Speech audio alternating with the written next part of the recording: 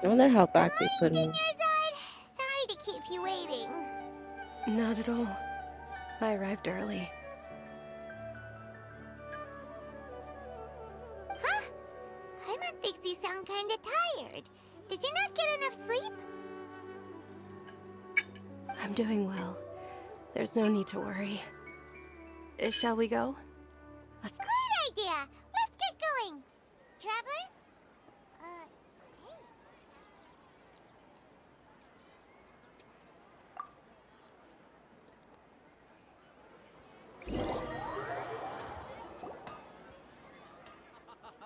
It's all thanks to Miss Dunyarzad's sponsorship that the children can enjoy the...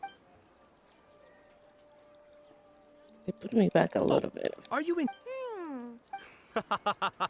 It's not that simple. Each box contains a random... And there's also... Huh? No problem. These boxes of candy are numbered 1 to 5 from left to right. Which... Oh, I like your confidence. No hesitation at all.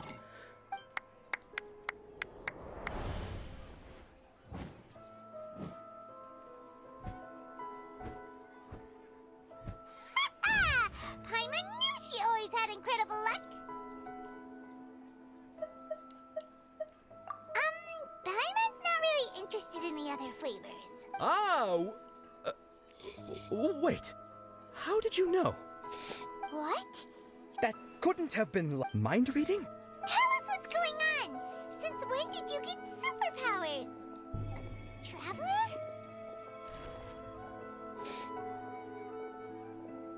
Hey, where are you going?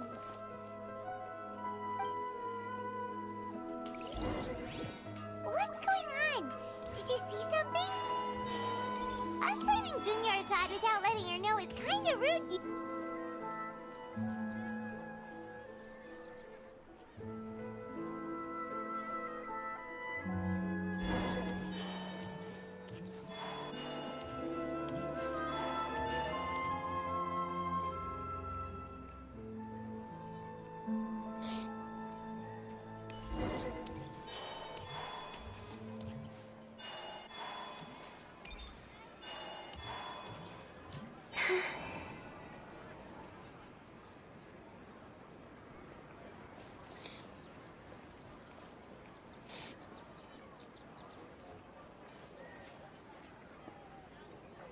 What are you looking for?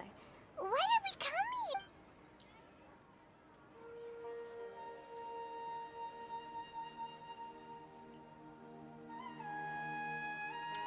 Traveler?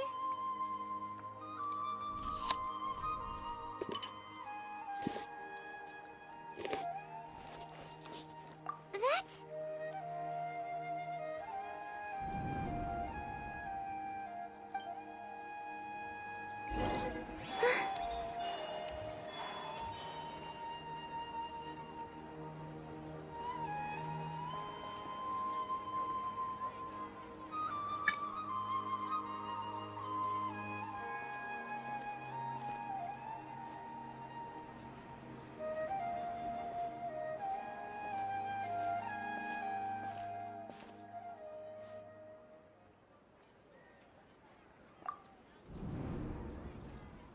Look!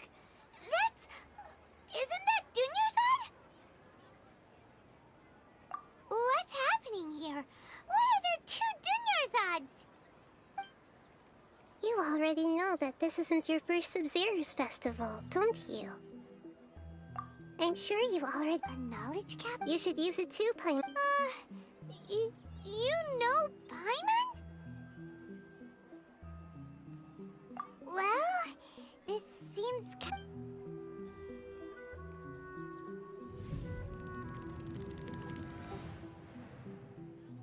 What the? This is our 20th. Have we been trapped in a single day? If it weren't for you, we wouldn't have even realized. What the heck was inside that knowledge capsule? Your memories are still scrambled? Try your best to remember. This isn't the first time we've met, and I answered that question a long time ago. Let Paimon think. Oh. coming back. Meeting you, Your sense of deja, it was as if a single sheet of paper was separating those memories from your consciousness. A familiar question. I think this is the 7th time you asked. As you can see, she isn't doing well. You that first Dunyarzad is in front of you right now, and she doesn't have a lot of time left.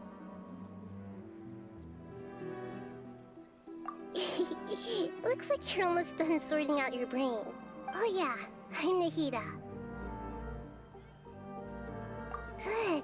What's happening? You can awaken our memories? Everything in this world runs in a loop.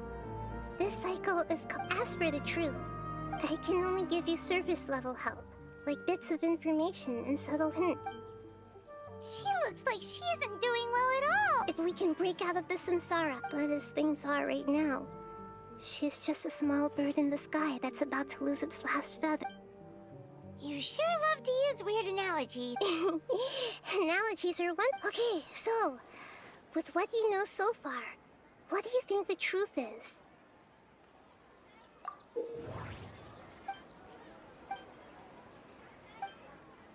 We've already experienced the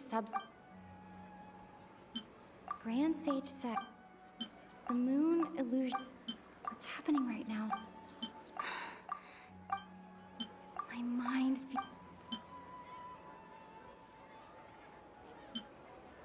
What's happening right now?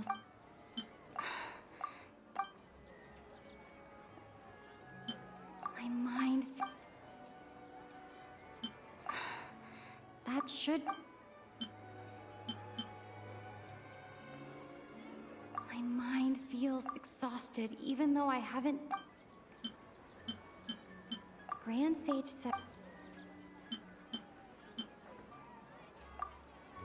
A time loop. Still the wrong... A simple time loop. Dunyarzad. The Sub-Zero's festival is...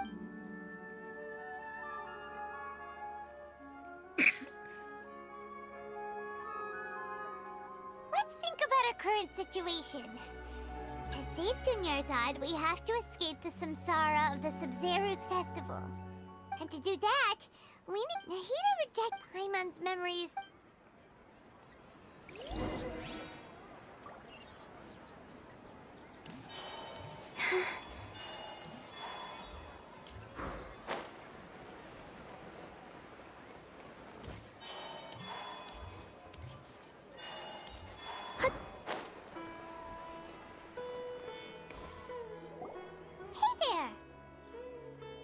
Hey, it's you guys again. Where's your cultured friend? She's feeling a little unwell. I see. Did you come back to buy something? I guarantee the freshness of my products. I harvested them from the forest just yesterday.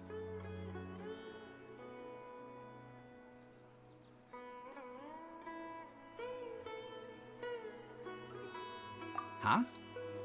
What brought this about? I hurried back from the forest yesterday, and I'm selling produce here today. I haven't felt anything strange. To put it another way, if you really think about it, was yesterday truly yesterday? Did you actually come back from the forest yesterday? What kind of philosophical nonsense is this? Are you two daydreaming? Facts. Didn't you know that no one dreams in Sumeru? Go somewhere else if you want to find someone to daydream with.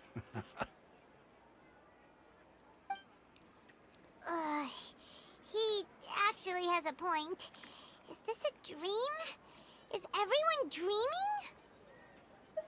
dreaming? True.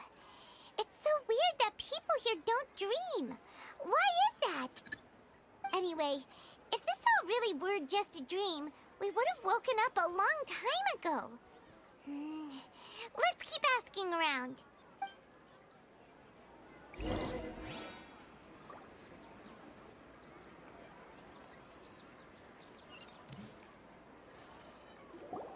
Oh, it's you two. Was my divination so accurate that you felt compelled to compliment me in person? Ooh, I knew it! I told you, the god's divination is highly accurate. You just hadn't fully understood its significance yet. You're really excited about this, huh? That's exactly why we came back. Help us better understand it. Help you better understand it? Well, that isn't exactly what I excel at. So, you're admitting that you don't have a clue? Anyway, what kind of situation did you get into?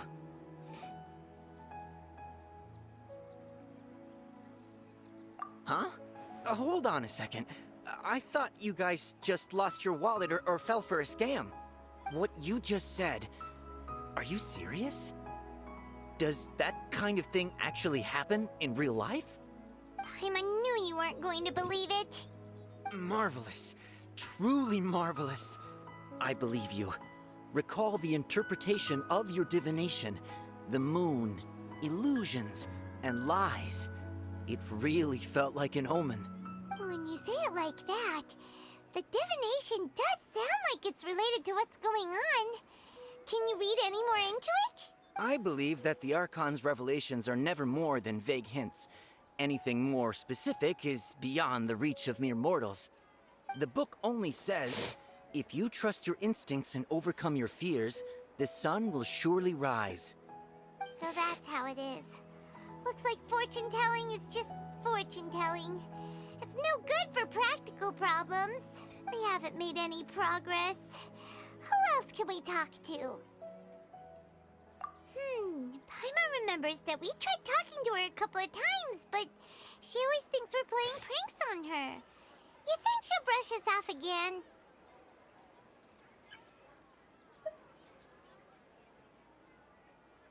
Yeah, if we tap into Dia's strong sense of responsibility as a mercenary, then she'll definitely take us seriously. At this time of day, Dia's probably just finished beating up those kidnappers. Let's go find her.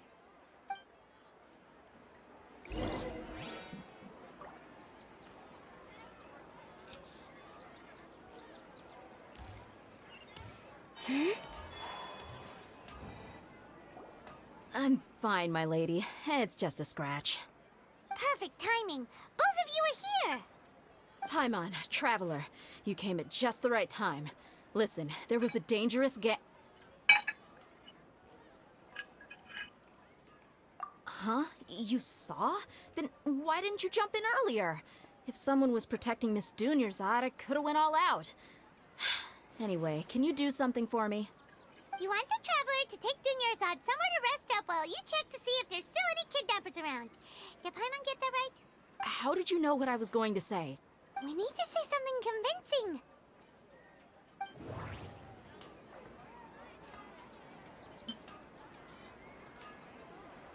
Dia sold her greatsword to raise additional funds. And then she was injured because she wasn't used to her new weapon.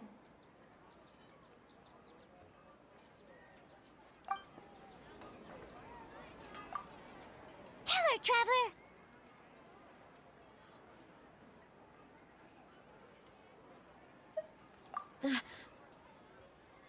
I didn't tell anyone about that. Including Miss Dunyarzad. You couldn't have known. And just now, you literally took the words right out of my mouth. What's going on? All right, so this is the situation. It's kinda hard to believe what you just told me. First, let me make something clear. Most of us desert dwellers might not be the scholarly type, but we do have basic common sense. She's quieter than usual.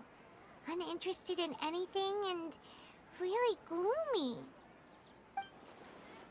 Yeah, she isn't the same as before, but her parents said that this is how she was like at first. Huh? At first? I don't quite understand what you're all talking about. I'll go rest on the bench over there. My lady, are you angry?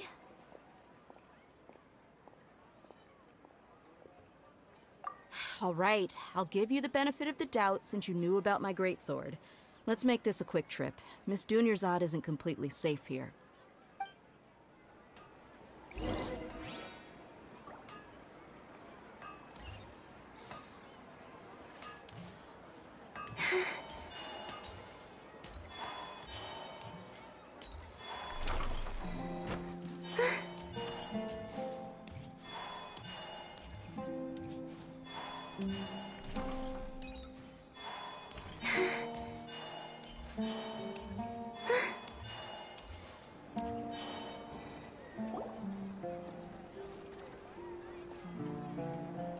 Nahida, we brought a friend. Are you busy? I thought I told you that it won't help to bring anyone here. We just wanted her to see the real Dunyarzad's condition. The real Dunyarzad? Where and who are you talking to? Huh? I told you that you two are special. Other people can't see me or Miss Dunyarzad here.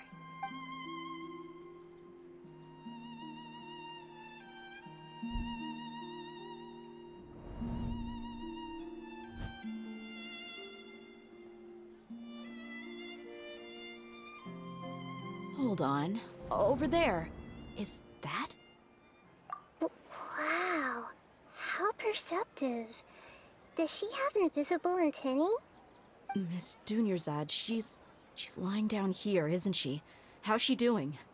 Her condition's really bad, and she's basically in a coma. How did you know she was here? I can sense her aura. There are also lingering feelings of something like regret or disappointment. What happened? Do you believe us now? The Sub-Zero's festival has been repeating itself. So, you think the sages are behind this? Yeah, they've always been against us. Wouldn't surprise me if they're using the Akasha to intentionally repeat the Sub-Zero's festival as a sick joke. You have a They point. can do that? Aside from the Dendro Archon, the Academia's sages are the only ones in Sumeru who could pull off something like this. Maybe there's more to the Akasha than we know. Right! Didn't you awaken our memories using something that looked like a knowledge capsule? That means you must know something about the Akasha! The Akasha relies on the power of a gnosis to operate, as it is the manifestation of the God of Wisdom's power. It compiles the wisdom of the entire populace, and it grants knowledge to the people. A gnosis could do that? No wonder the Akasha is so magical. It's being powered by the gnosis of Sumeru's Archon. So, this Nahida you mentioned, what did she say?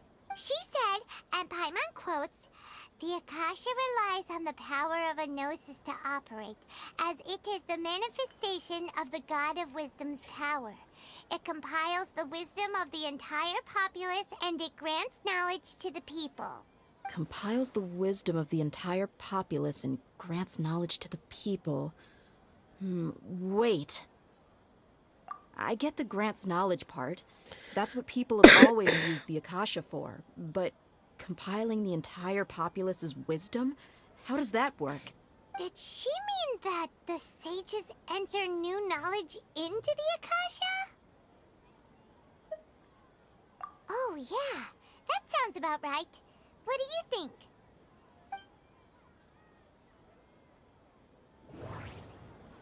People in Sumeru don't dream. What a strange phenomenon. People in Okay, Nahida said, the Akasha relies on the power of a gnosis to operate, as it is the manifestation of the God of Wisdom's power. It compiles the wisdom of the entire populace, and it grants knowledge to the people. My mind feels exhausted, even though I haven't done too much thinking. What is going on? What's happening right now seems to have happened before. This feeling has been getting stronger and stronger.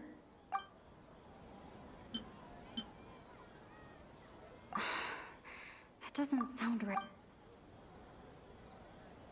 Okay, Nahida said...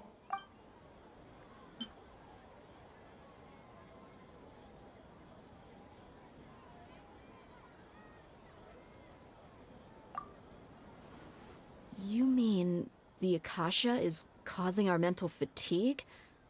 Huh.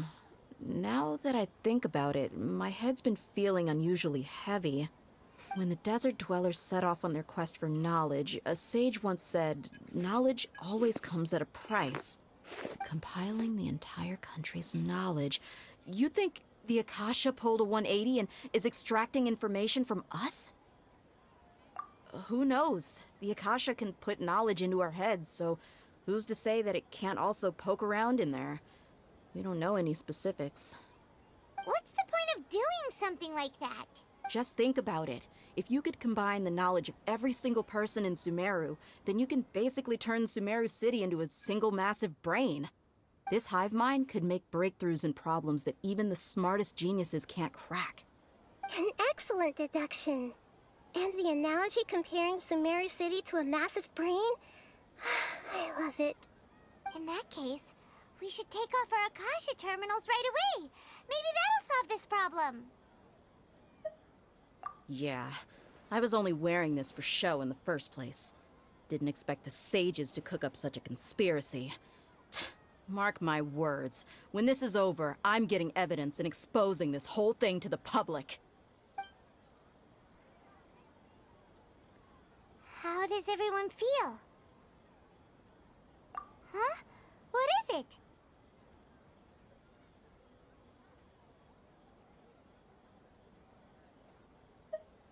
Oh, that! Paimon knows what you're talking about.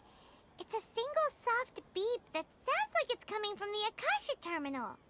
The sound of a beep. Could it be a prompt tone for when the Akasha is operating? That's probably an important clue. We weren't using our terminals, but we heard a beep anyway.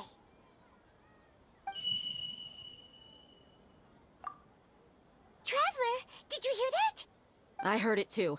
Our ears aren't messing with us. There was definitely a beep, but it sounded like it was coming from inside my head. We took off our Akasha terminals.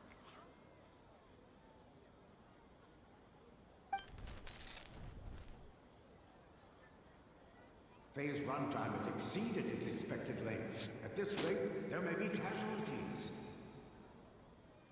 But we cannot lose all of our progress.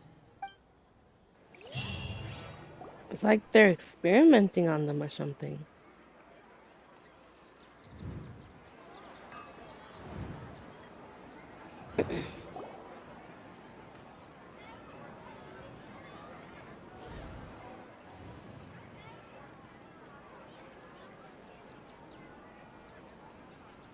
Rip that shit off your ear, bro. Paimon remembers everything! Good. You adapted quickly this time. We definitely took off our Akasha terminals last night, but we still heard that beep. What is that?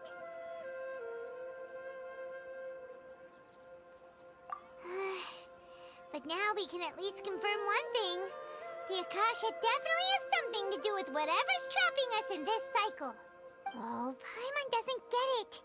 Why would the Akasha go this far if all it wants is everybody's wisdom? It's extremely difficult for lab rats in an experiment to understand why they're being treated the way they are. If we're lab rats, then what are you?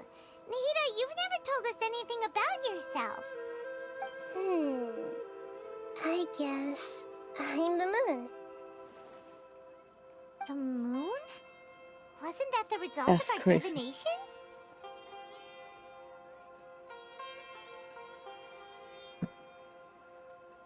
Anyway, knowing who I am won't help you get closer to the truth, so you should focus on other things.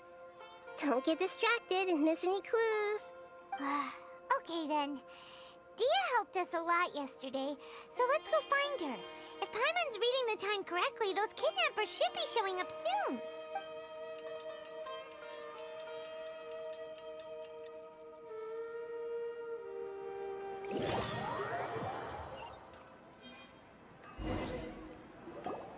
Ah, there you are.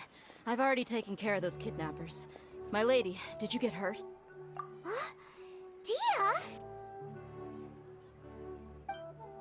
What's wrong? Why are you both gawking at me like that?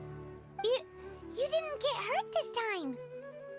Oh, because they were there to help? Huh? Is that why? What do you mean this time? Why are you so surprised that I managed to get out unscathed? Those kids were amateurs.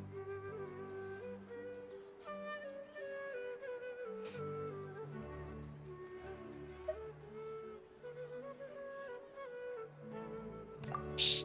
How did you know about my greatsword? I haven't told anyone about it. Please, don't tell Miss Dunyarzad. So Dia's lost her memories after all.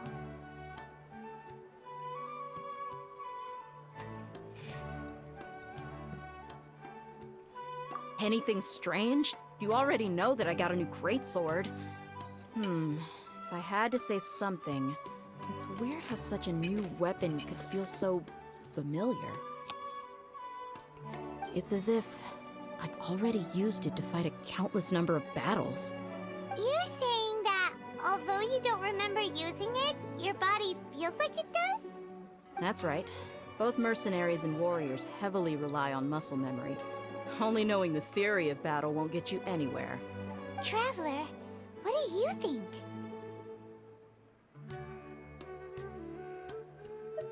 Yeah, Paimon's feeling really hopeful.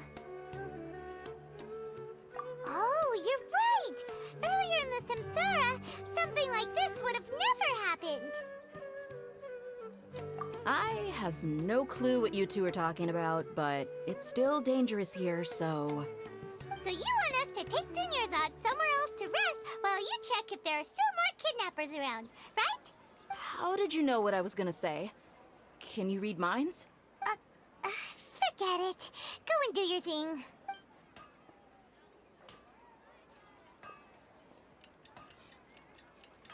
Yeah, that's very naive for them to think that was going to be the end of it.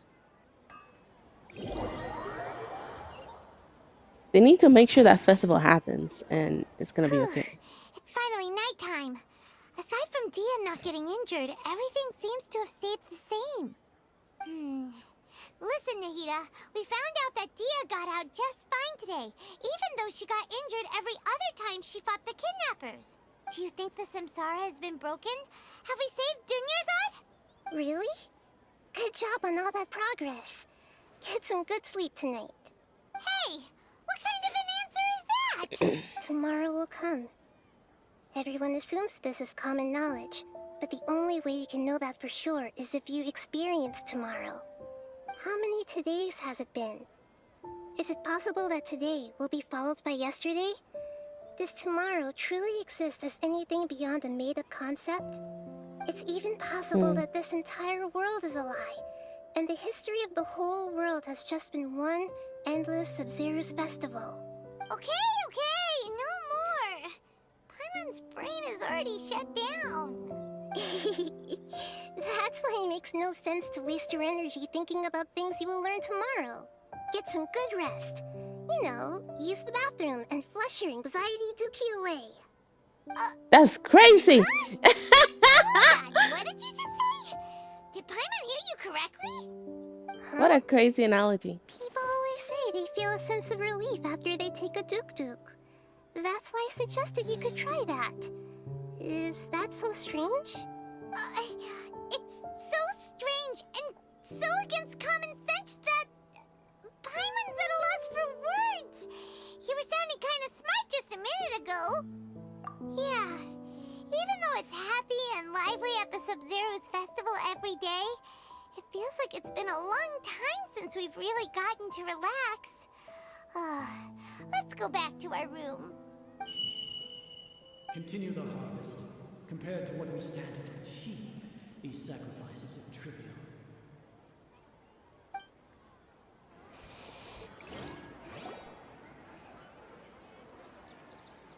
We're still in the same day! Nahida, you already knew last night that we didn't break out of the Samsara? Why did you tell us? Would there have been a point? You would have spent the night with new worries, with tomorrow still out of reach. In that case, you might as well rest within that brief moment of hope. An opportunity like that doesn't come by often, and I thought it might help you clear your minds. Paimon thought that Duke did that! Whatever. Guess you were looking out for us after all. Of course. In the time we've been together, you two have been everything to me. Paimon's flattered and everything, but maybe you're taking things a little fast. What I mean is, even though I had asked you to solve this puzzle, you two are still the only ones who can see me and sense my presence. In other words, if you weren't here, I may as well not exist. That's why you two have been everything to me. Get it? Nahida's talking about confusing stuff again. Anyway, that's enough chit-chat. So, Traveler, did the new clues yesterday help you gain a new understanding of the situation? Huh? Why are you scrapping your previous theory?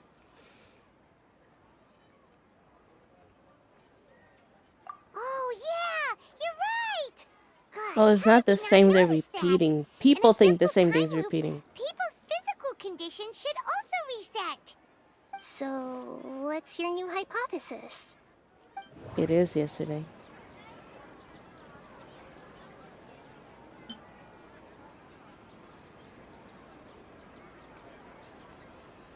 Mercenaries rely heavily on muscle memory. And Dia was able to use her experiences to avoid injury in later samsara cycles.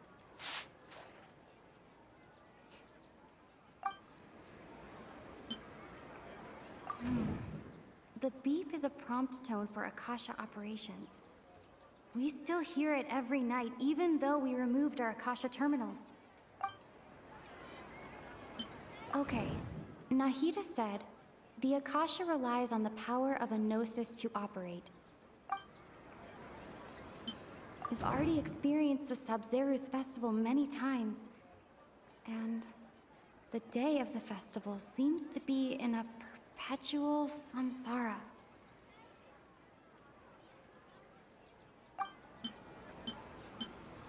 The moon, illusions, and lies. What do they all mean? I can't seem to cohesively piece...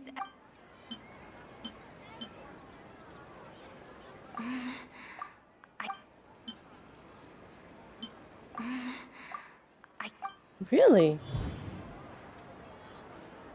If all our memories of a day are erased at the end of that day, then we would unwittingly relive that same day again and again. Oh, then the beep we hear every night could just be indicating the deletion of our memories. That's why when we wake up, everyone thinks the Sub-Zeru's festival hasn't happened yet. It's already the next day, but everyone still thinks it's the day before. But muscle memory can't be erased. That's why Dia has been getting better at using her greatsword. Now everything makes sense. A brilliant deduction. That's so Nahida, fucked up. tell us if we're right or wrong. To put it simply, it's as if you've mistaken a pyro crystal fly for a firefly in the night. You lost sight of its true nature because you focused too much on your perception that it glows. That isn't simple at all. Why don't you go talk to Miss Dia again? You might learn something new. Right. She did help us find our latest clue after all. Let's go.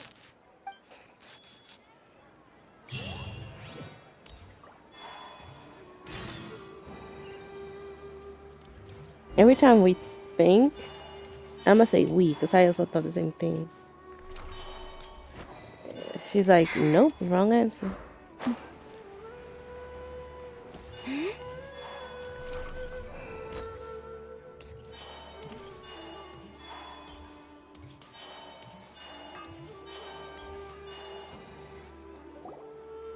There you are. Really took me a while to find you. As expected, Dia also didn't get hurt today. Get hurt? Why would I? Don't underestimate me. Well, you're still getting used to your new greatsword. Huh. Truth be told, I also think it's pretty strange. It just suddenly felt so familiar in my hands and... wait a second! How did you know I got a new greatsword to begin with? I didn't tell anyone about it.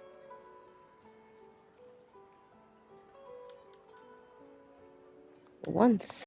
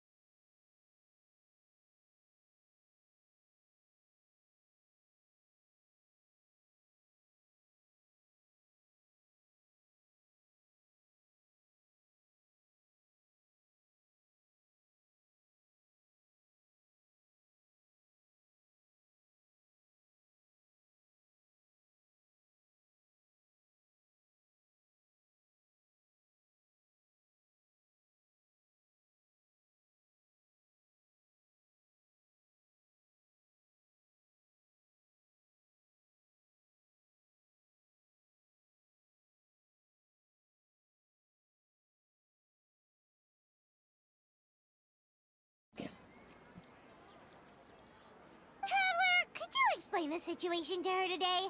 Paimon's gotten a little sick of doing it. Oh, that works.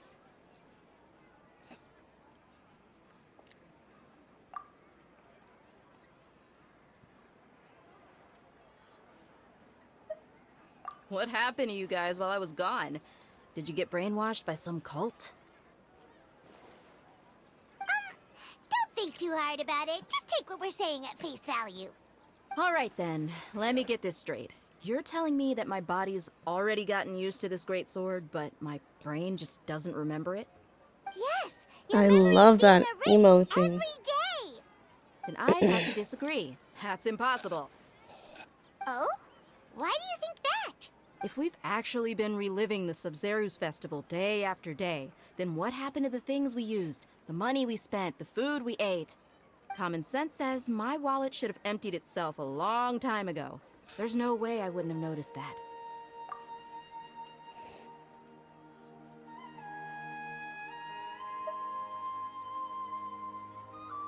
Right. They could use the Akasha to record what everyone did that day, and then use the city's resources to replenish everything. It's not very likely, but it's also not impossible. No, it is impossible. I've got proof. You have proof? Where? You two are surprisingly serious about this nonsensical discussion. Fine, I'll play along for a little longer. Come with me, Miss Dunyarzad. Please come along as well. I still can't guarantee that this area is safe. Paimon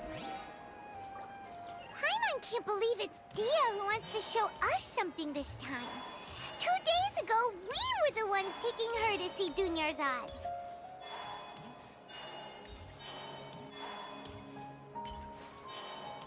Is that like a plant that's growing and she's gonna show us how it's slowly growing or something? This is it. Huh? This is a wooden training dummy. What about it? See those marks on the dummy? Those are the result of several days' worth of practice. Let's say the sages didn't replace it every day. Shouldn't it be hacked to pieces by now? That's true, but what if they did? Then the sages would have had to reproduce every mark I left during previous training sessions. I'm a professional fighter. My martial school has always emphasized the importance of refined control. The force, angle, and entry point of each strike is calculated and deliberate. That's why I remember every mark on the dummy, as well as my state of mind as I made each strike. It's just as they say, each swordsman has their own unique style, and even the same swordsman can't make the same cut twice. It would be impossible to copy these marks. Is it really impossible? What if they used some fancy machine to carve every single mark? People often say that a camera's photo can never replace an artist's painting because the former has no spirit to it. The same thing applies here. At a mere glance, I can differentiate carved marks from the results of combat training. Whew, I hope that cleared things up for you. Hey, is this that new brain exercise game that's been super popular with the scholars lately? It's surprisingly fun. Anyway, it's getting late. I should escort Miss Dunyarzad to Nilu's stage. See you later. Well, back to square one. Is our memory deletion theory also wrong? But at least we've reached some other conclusions in the meantime. Yep, that's true. So, can we think of any new ideas right now? Strange? Paimon feels like everything's been strange lately. Huh? Leaving the city? You're right! It's really strange how we never thought of such a simple solution. Many things should become clear if we can confirm the flow of time outside of the city. Paimon can't believe it! Did we miss this because we're tunnel visioning too hard on our other theories? Or because we're just too tired? How about we go back and ask Nahida? Maybe we've forgotten something about leaving the city. Or just leave the city and see what happens. Why you gotta check up on her first?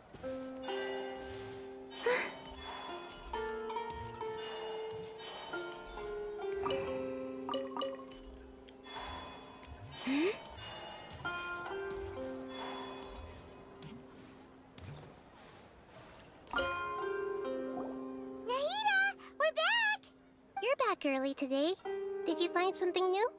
Sort of. We're mostly sure now that we're not in a time loop. And we also aren't in the real world.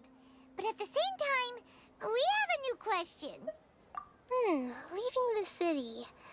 As far as I remember, you've mentioned your plans to do that twice before. We did? But we don't remember anything.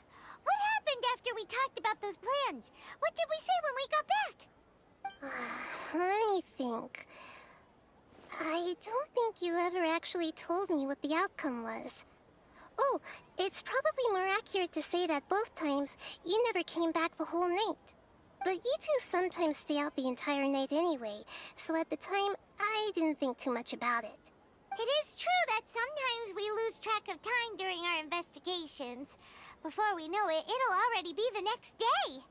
But still, neither of us remember anything about leaving town. Really? That's kinda strange. In theory, I should have already awakened all your memories. Yep. Something here's definitely fishy. Let's get to the bottom of this tomorrow.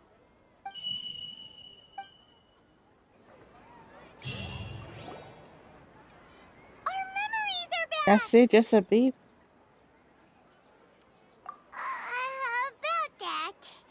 Well, where should Paimon begin? Traveler, aside from your memories that were just restored, I have another message for you. Listen to it and you'll understand. Can't go back. There are countless spaces here. Our Sub-Zero's festival in Sumeru City is just one of them. Traveler, you should be missing 2 days worth of memories. Paimon will fill you in. It's time to carry out our plan from yesterday. Okay, let's go.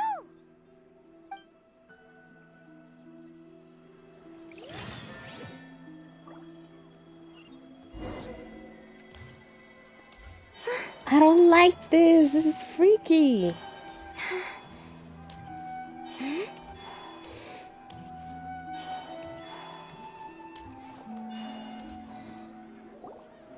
Why can't we leave the city? What is the Academia up to now? Don't ask me. It's not like I can tell you anything. This is a direct order from the Grand Sage. Just wait until tomorrow. I have a real emergency. My goods have already arrived at Port Ormos. If I don't hurry, they'll be stolen. That's your problem. Make sure you make a request in advance next time. But it's not like you can just predict business matters in advance. It looks You don't like the jump him Academia or something? already announced a lockdown for Sumeru City today. How completely unsurprising. Let's go and question them. Hello, sir. Why can't we leave the city today? Here we go again. Don't ask me, I don't know either. We just received an order that no one is allowed to enter or exit Sumeru today. They didn't tell us anything else. Angering me won't get you anywhere. If I had that kind of insider info, I would have left this stupid post long ago. Walk through him! Looks like he really Are you doesn't know. serious? If we can't get anything out of him, let's take matters into our own hands. Why don't we climb over the walls? Those guards can't be everywhere at once. This is a good spot, and the guard hasn't noticed us at all. Let's hurry! Huh? Why? Are you going to leave Paimon behind? But what if things get really weird out there and you get into some trouble? Then Paimon won't be able to help you. Oh, You never help in the Paimon knows that fights. Paimon can't do much, but we've always been together, haven't we? Okay. Paimon will Oh, wait she's for so you. worried. Promise Paimon that you'll come back as soon as possible. Just a quick look. And please, be careful. The whole city is just going to shit. And it's all an illusion from the beginning. Traveler!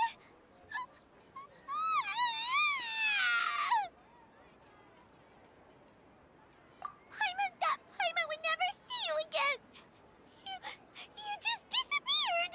Paimon waited for you for hours and hours at the city wall and you never came back. You promised Paimon that you were only taking a quick look. Paimon, calm down. She's here now. I don't think she understood what you were saying. Paimon doesn't care. Paimon wanted to go look for you, but you also said that Paimon should stay. Paimon was so worried and so scared the entire day.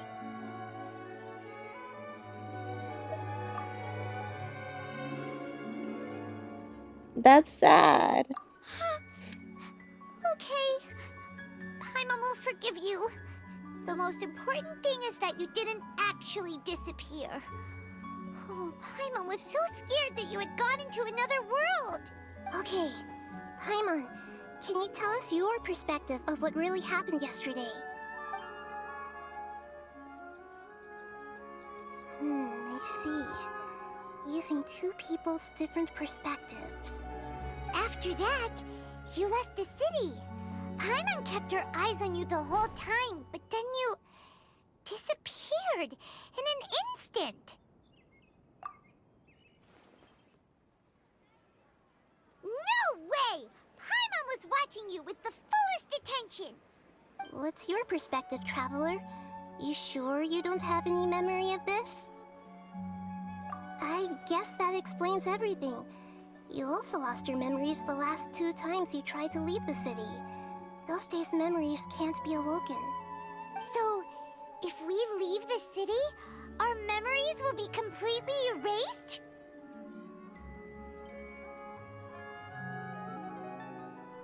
It really sounds like something big outside of the city is being hidden on purpose. But this way, we'll also never discover what's outside. Something like a message? But how can we send it back?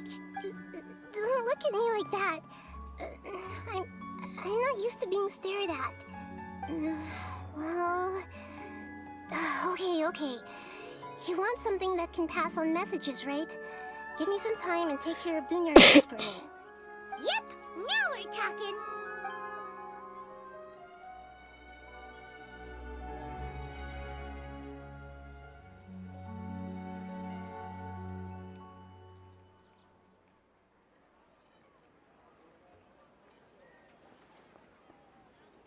Damn, did she just disappear?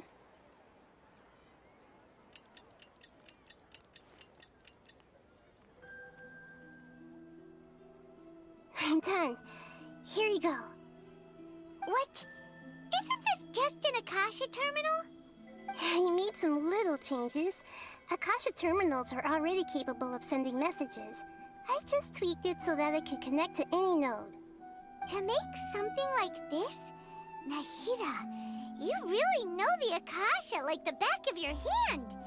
Anyway, I we am can the use Akasha. this now to record a message, right? Yep. I'll help you save the messages. It should be pretty easy to use. I just can't guarantee the user's status and signal coverage when they're outside the city. We'll never know until we try. At least we're taking the initiative now. Let's go then. Let's expose those sages. All right. Paimon isn't as worried about being separated since it happened once yesterday. But Paimon still isn't happy about it. Okay. See you tomorrow, Traveler. That covers everything that's happened so far. Yes. Although the signal was choppy and had some interference, we still managed to receive 2 messages from you when you were outside. Okay, now that you understand what's going on, let's hear the messages together. Please.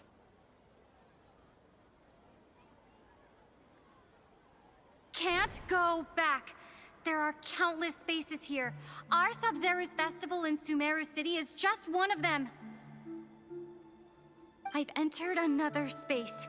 Before me are flowing sandstone and howling fish. Impossible and surreal sights. All these spaces are empty, except for the occasional ones that contain mute puppets rather than people. I can't sense any human presence.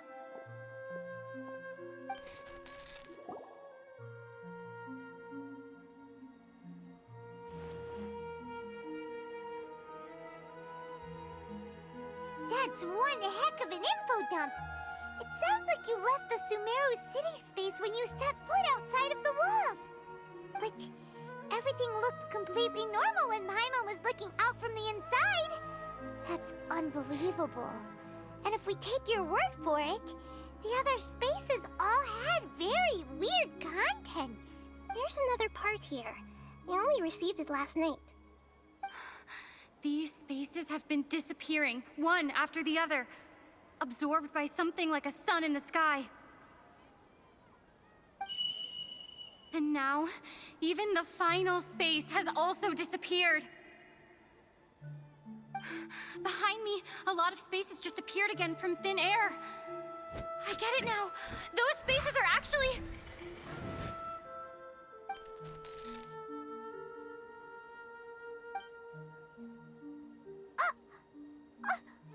Why did the message end right there? What did the Traveler want to say? What are those spaces? Probably because yesterday just happened to end at that moment. Oh, right. Paimon did hear a beep from the Akasha.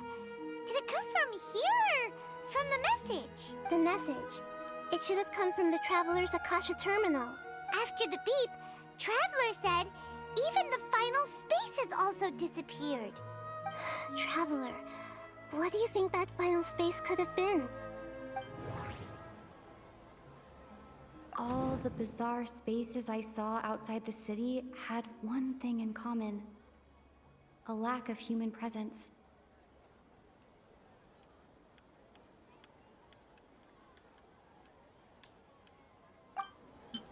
Was that space actually the real world? But wouldn't a real space just randomly disappearing like that be catastrophic?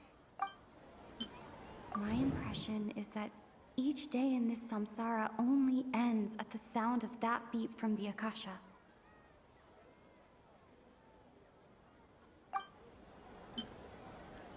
Was that space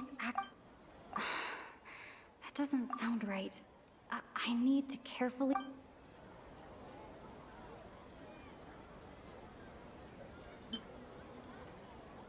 All all the bizarre... That doesn't sound right. My impression is that... Oh, so that's what it is! After the sound of the beep, the final space, the Sub-Zero's festival, also disappears, and we're taken to the next day. Later on, Traveler also mentioned a bunch of new spaces materializing behind them. Do lots of new spaces appear every day? Paimon's head is spinning. Just what are these spaces anyhow? Well, consider this. For all the horrors of the Archon War, at its heart, it was just a game where a bunch of gods fought over 7 seats. So no matter how strange or spooky things may look on the surface, maybe all they point to in the end is a small and simple secret. Wow, the Archon War, huh? That's an analogy and a half.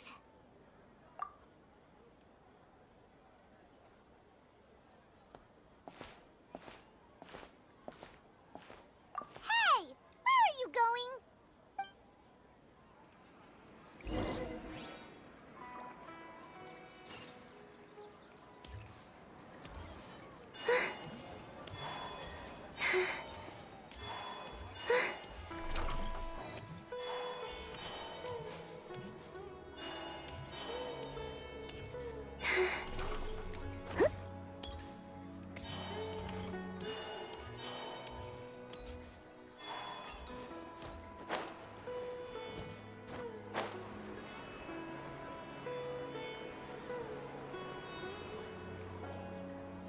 Do you want some alone time to think?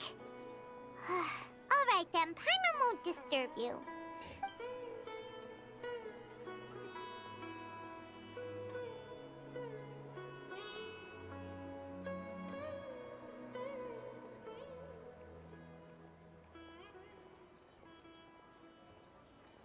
The dance of Sub-Zeros is about to begin. I'm going to go watch it. Okay. Why don't you go ahead, Dunyarzad? We still have some other stuff to do first. Okay then. See you later. Have you figured it out yet, Traveler? Time is ticking away. Awesome! What is it? Paimon wants to know. Oh, wait, no. Let's meet up with Nahida first. You can tell us both together. This time, we're gonna get to the truth.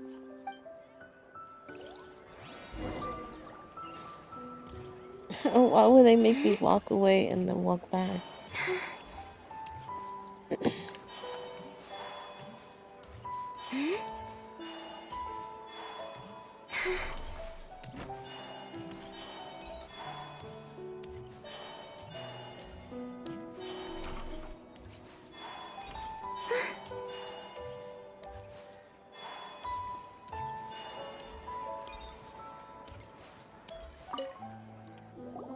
You're back!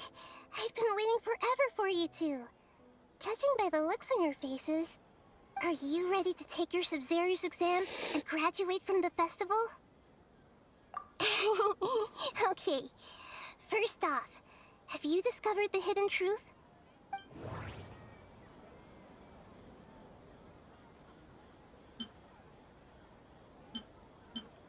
Okay, Nahida said We've already experienced the Sub-Zero's festival many times, and the day of the festival seems to be in a perpetual... All the bizarre spaces I saw outside the city had one thing in common: a lack of human presence.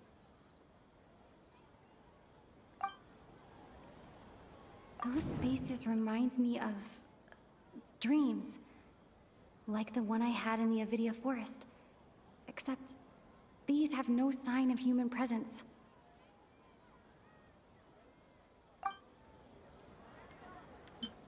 The moon, illusions, and lies. People in Sumeru don't dream. What a strange phenomenon. Those spaces remind me of dream.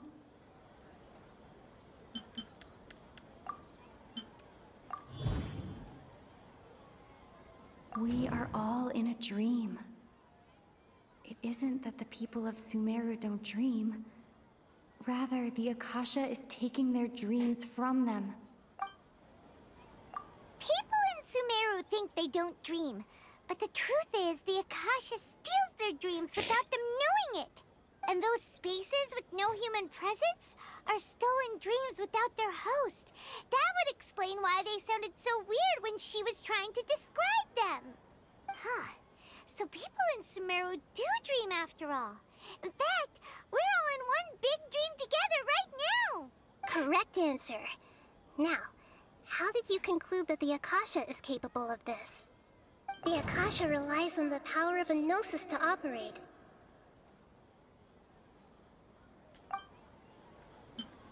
It is the manifestation of the God of Wisdom's power.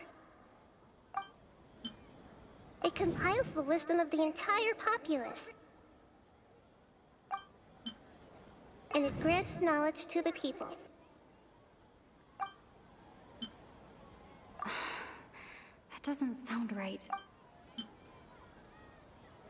That doesn't sound...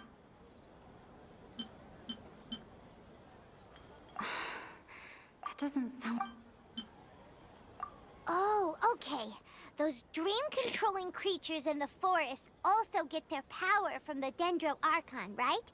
That would explain why the Akasha has the ability to control people's dreams, too. But is stealing everyone's dreams really how the Akasha compiles their wisdom? Isn't there anything more to it than that? Dreams are fantastical, complex, and full of imagination. People's brains are the most active when they're dreaming. In other words, dreams are rich bundles of human wisdom. So in other words, the complete opposite of how Hypatia understood it.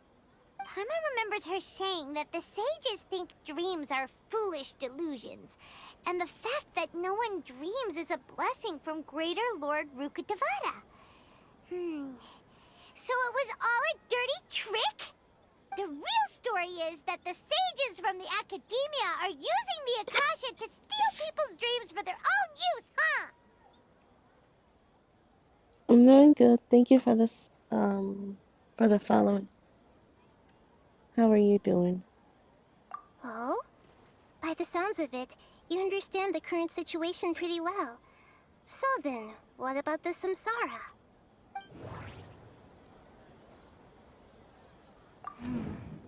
The beep is a prompt tone for Akasha operations.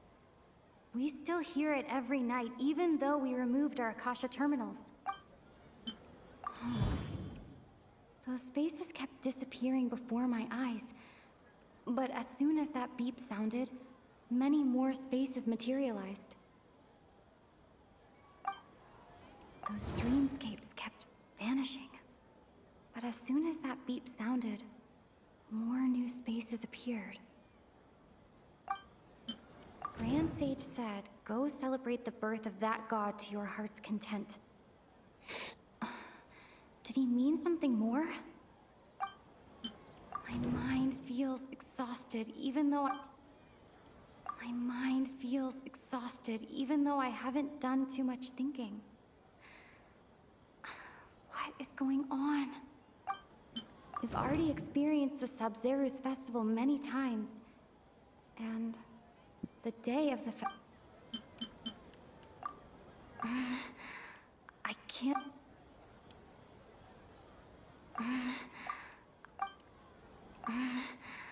I can't... Really?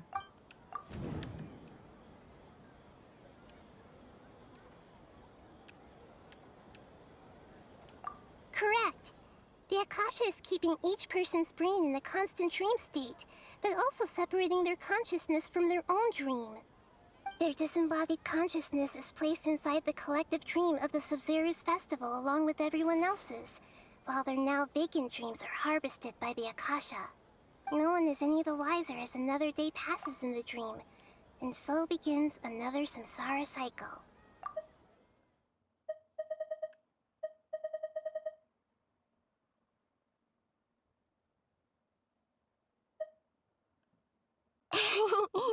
Okay, first off, have you discovered the hidden truth? People in Sumeru think they don't dream, And those spaces with no human presence are stolen dreams without their host. That would explain why they sounded so weird when she was trying to describe them.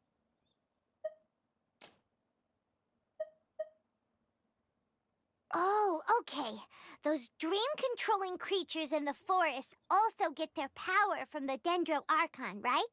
That would explain why the Akasha has the ability to control people's dreams, too.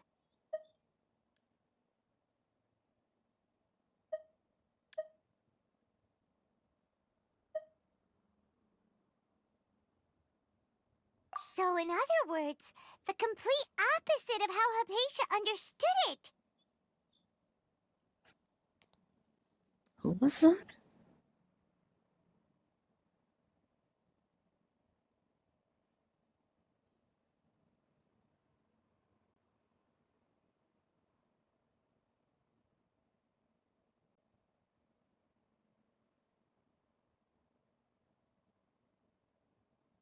Oh, okay.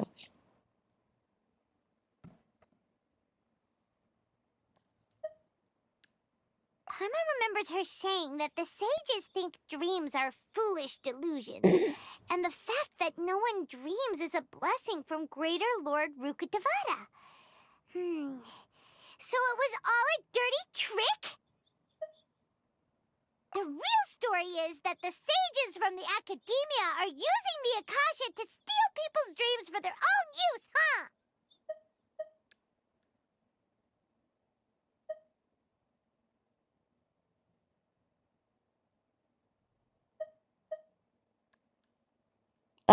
I don't have the Discord. And right now I'm just playing this game, but I play all types of games. People wake up to yet another dream about the Sub-Zero's festival. The dreams that belong to them are once again harvested by the Akasha. And so it continues. So, this is like a dream factory, and the Akasha is a dream harvesting machine. Did Paimon get that analogy right? Very good, Paimon. Using analogies well is an excellent habit to get into. Okay, so that beep we keep hearing is actually from our real-life Akasha terminals. Taking off our terminals in this dream doesn't do anything. Alright, last question. Who am I?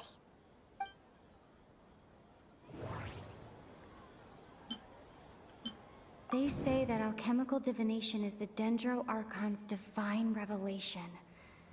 So then, if Nahida has referred to herself as the moon... Now that I think about it, wasn't illusions a hint that we're all dreaming? Now that I think about it, wasn't illusions hinting at the sage's deception of Sumeru's people?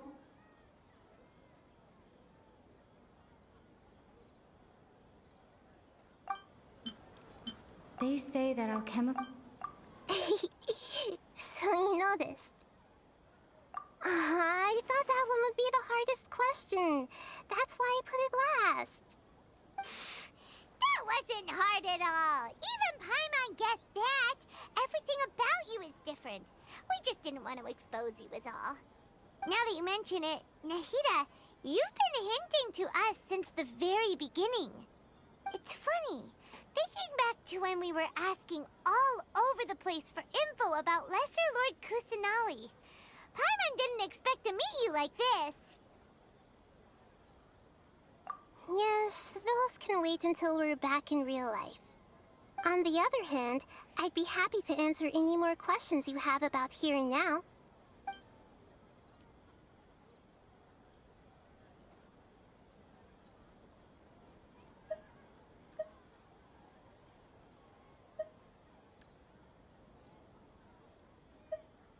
Can humans really keep dreaming forever like this? Will it ever end? And if so, when? You might say your mental fatigue has already answered this question.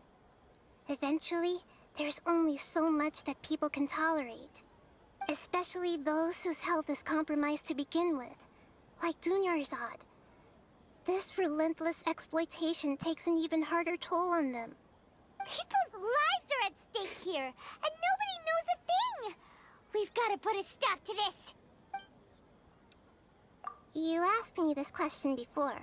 My answer was, it would literally blow your minds.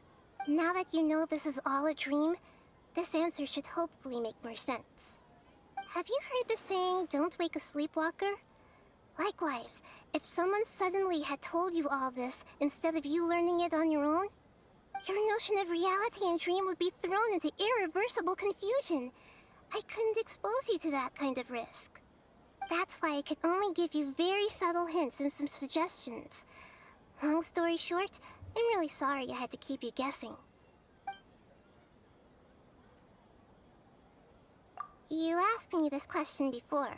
Now that you know this is... Have you heard the saying, don't wake a sleepwalker? Oh, Your I notion thought of that reality, was that's why I appealing. could only give you very... Firstly, this dream we're in is completely based on reality. People have already experienced this Sub-Zero's festival, so it would be very difficult for them to find anything that strikes them as surreal. Secondly, you're probably wondering why people don't have any memories from earlier samsara, right? That's because people don't remember their dreams most of the time anyway. And in any case, their actual dreams are being taken away from them by the Akasha. So whenever they wake up in this dream of the Sub-Zero's festival, they don't remember anything from their previous identical dream. That reminds Paimon. Traveler had a dream when we were in the Avidia forest, but couldn't see what it was about after waking up. Is that an example of what you mean? Yes. Only after receiving the blessing of Dendro can a person gain the Dendro element's dream-enhancing power. That explains the feelings of deja vu. Meanwhile, everyone else has no idea that they are in the Sub-Zero's festival samsara, while their dreams are stolen from them over and over again. Imagine if that guy had actually come here, like they wanted him to. I can't remember his name. They really wanted him to be part of the academia so they could harvest his dreams. It's crazy. I know, right? Why did they have to base this dream on my birthday? Could it really just be a coincidence? Even you don't know the reason? Wow, now that's strange. The Academia sages are determined to harvest lots of dreams in a short time, no matter the cost. They have to be up to no good.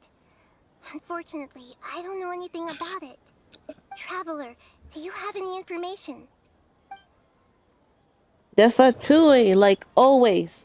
Those spaces remind me of dreams. Like the one I had in the Avidia forest. Except these have no sign of human presence.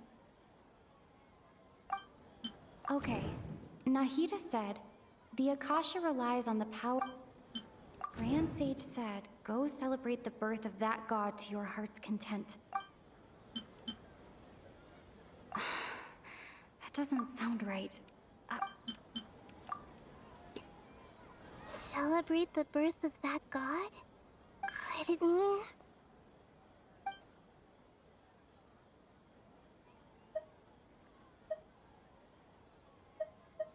deceiving the people of Sumeru with no regard for their safety. No matter what they're trying to do, this is unforgivable. After we end the Sub-Zero's festival samsara, we have to look into them. How can the sages of the Academia do this behind their Archon's back? This is ridiculous! In the end, I'm just the moon. The real sun is long gone. A sun and a moon? Nahida's talking in riddles again. Oh, we're God. out of time today. I'll tell you how to break free of the samsara tomorrow. See you then.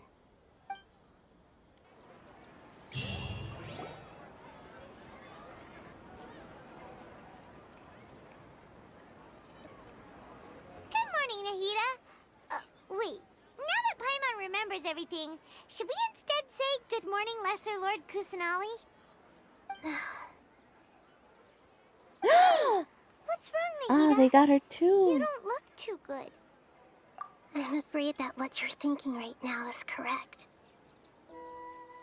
Did Dunyarzad already disappear? No way. Are we too late? The real Dunyarzad's consciousness has indeed disappeared. It can no longer endure the constant dream harvesting. Paimon can't believe it. Wait, so what about that other Dunyarzad? Just what is she? Is she also going to disappear? She's actually something like a puppet, but not completely. The real Dunyarzad's consciousness could no longer keep playing her role in this dream. So another Dunyarzad appeared to replace her in the dream. Just like the grass and the trees, that Dunyarzad is just a building block of the dream that helps to keep it going. But personality-wise, she's nothing like the real Dunyarzad.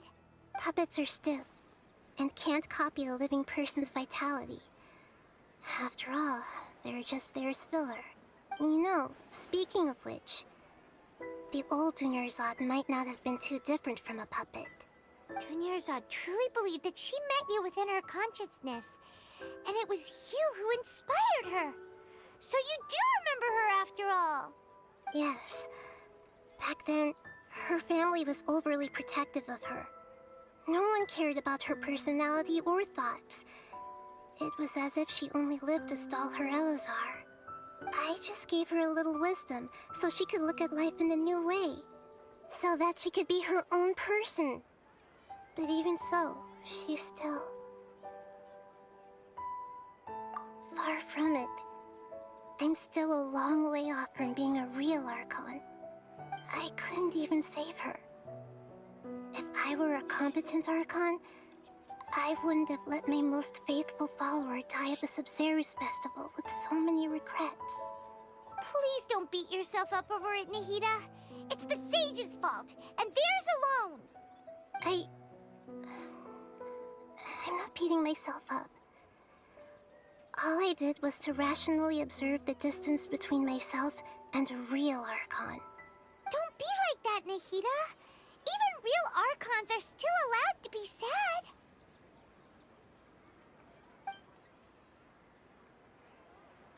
To prevent more tragedies like this, we must end the samsara as soon as possible.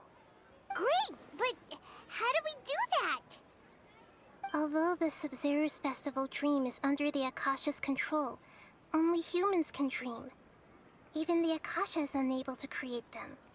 That means this dream belongs to a host who created it. Which is? Huh? So, how should we find that person? Well, if this is someone's dream, then everything here must come from deep within their consciousness. Which means, with the power of imagination, they can change anything in this dream. Imagination? What do you mean by that? Imagination means breaking through what you perceive as normal. Like when a server at a tavern brings a plate to you, you'd naturally assume that food is on it. However, if you're the dream's host and you become aware that you're dreaming, when you imagine gold and more on the plate, the dream will respond in kind, and the server really will bring you gold and mora.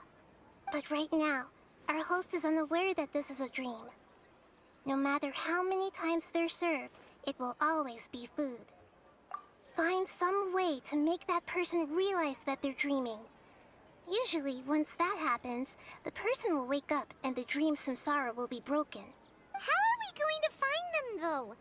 If it could be anyone, it'd be like looking for a needle in a haystack. And even if we did find them, how are we supposed to make them realize they're dreaming? After all, like you said, don't wake a sleepwalker. It's extremely difficult, yes. But the only ones who can do it are you two. Remember, everything you've achieved up to this point has all been for the sake of finding the host and ending the samsara. As for me, during this time, I'll be out of town. Out of town? Are you going Fuck to that outta place here. full of dreams where the traveler went? Yes. I want to try something. There must still be a small wisp of possibility. Hurry and go. Dreams are supposed to be fantastical, romantic, and full of pleasant surprises. Unnecessary things like this, Samsara, need to end. Paimon's still a little upset that we've come this far, only for Dunyarzad to...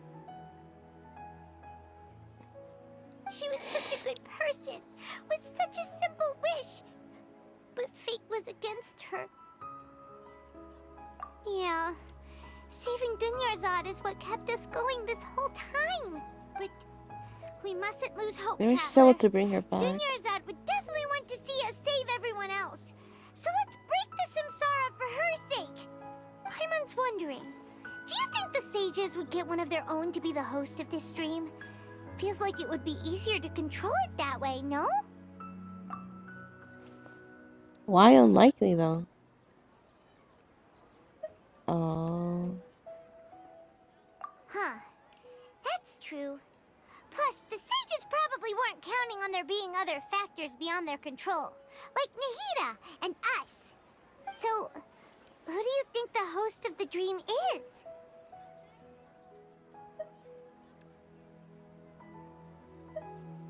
Oh, that would make sense. Ferris, the Knight of Flowers, is a symbol of the whole Sub-Zero's festival, right? Pretty core character. Let's go ask him some questions, shall we?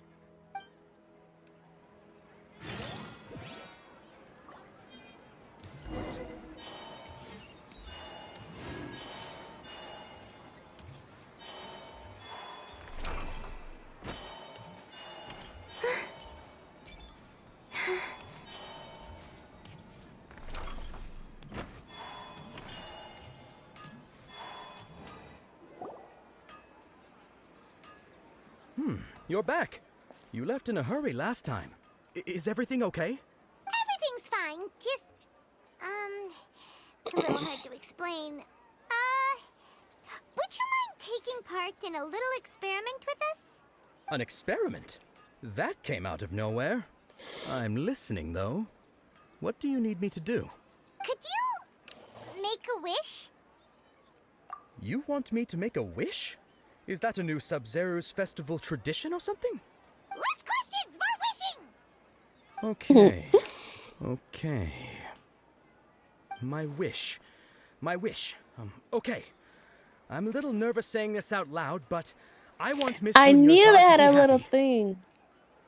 Oh. I noticed earlier that she looked a bit down, and she wasn't really talking to anyone. She just doesn't seem like herself. She's always so gentle and kind, and all the kids love her. I've also wondered if the reason she asked me to be Fairest Knight of Flowers is because I'm special to her, or something. So, you have a crush on Dunyarzad? Oh, is it that obvious? Oh, I knew After it. what I just said, I guess it is. When she placed the hat of the Knight of Flowers onto my head, she said to me, I want everyone to have a happy Sub-Zero's festival. What she didn't realize was that I'm not that interested in how everyone else feels. In that moment, I just wanted to be her Knight of Flowers for the rest of my life. 50 years, 100 years, I'll serve her till the end of time. Oh my god, what a punch in the Okay, gut. yeah, that was a bit much. Felt like the right moment to get it off my chest, but that was pretty embarrassing. Okay, I'm ready to make my wish. I would like Miss Dunyarzad to appear in front of me right now with a smile on her face. Here goes. Please come true. I'm gonna open my eyes. Oh, you're... What? Fucky! Is she? Sorry, but only one portion of Yelda candies per person. Back home you go. Nice try, you two. Anyway, never mind. I don't need to see her appear right in front of me. As long as she's happy. Guess he isn't the host of this dream after all. Should have expected it wouldn't be this easy.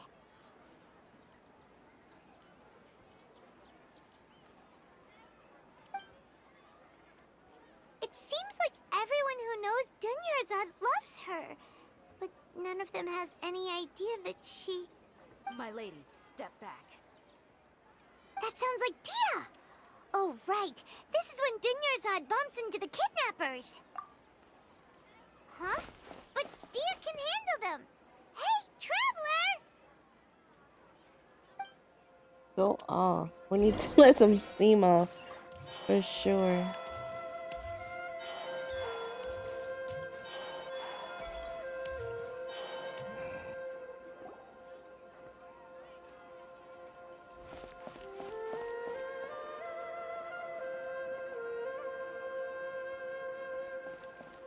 Oh, it's you. Great timing. Please take... Hey, this is my job. The homie Yannis pay me, not you. You... fine, alright. Knock yourself out. Why are you so worked up anyway? It's not like I don't trust your fighting skills. Anyway, watch yourself.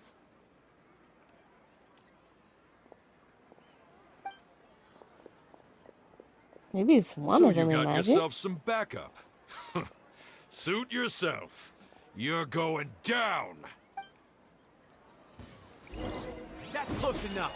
Surge. Come on, coward. Look alive! Steady as stone.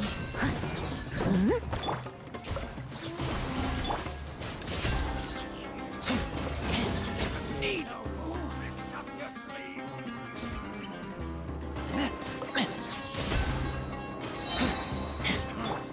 You won this one.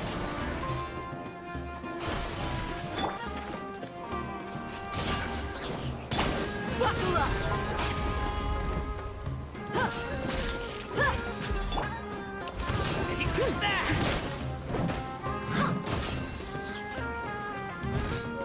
Someone needs to...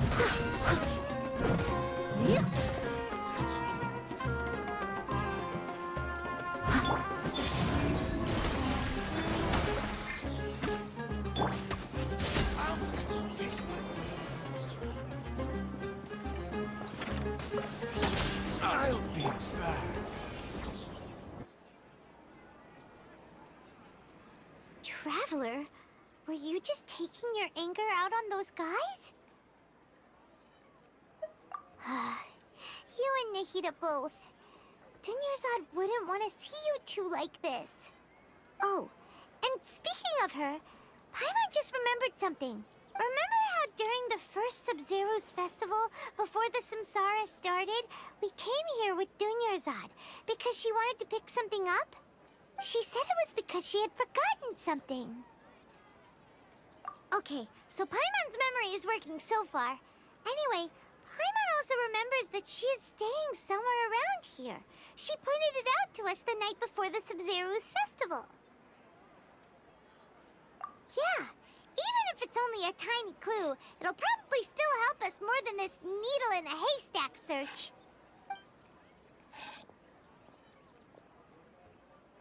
This is the place.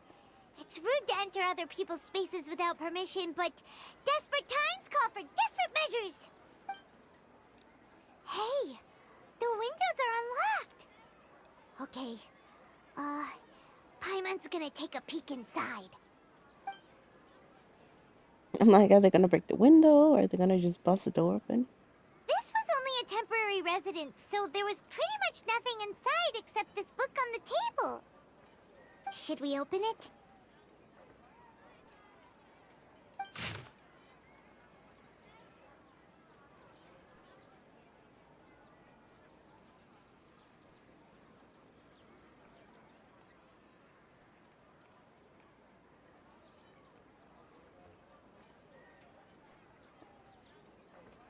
Oh my god.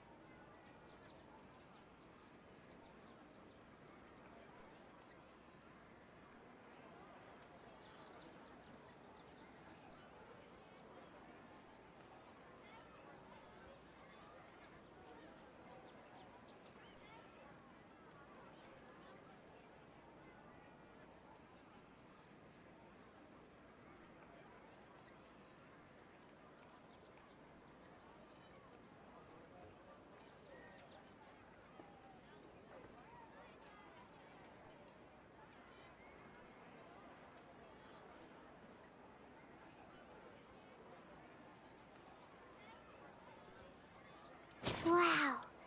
Dunyarzad wrote all of this. Sounds like she was always thinking of us even while we were away. Even though she was also busy preparing for the Sub-Zero's festival and had all her health problems to worry about. She must have wanted to give this to us as a gift on the day of the Sub-Zero's festival, right? If we hadn't found this book, we never would have known. But now that we know, we can't even thank her. Hey! Where are you off to now?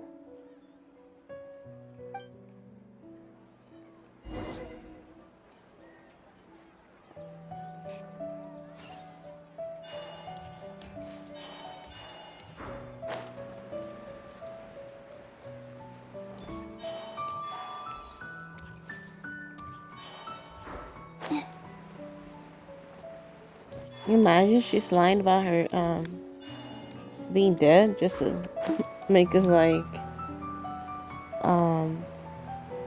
really find the answer and do it quickly.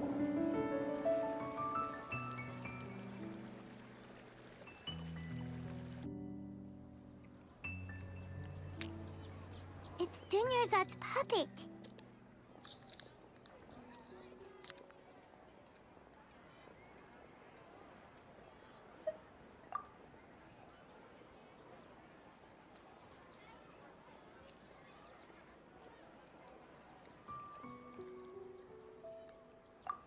Traveler?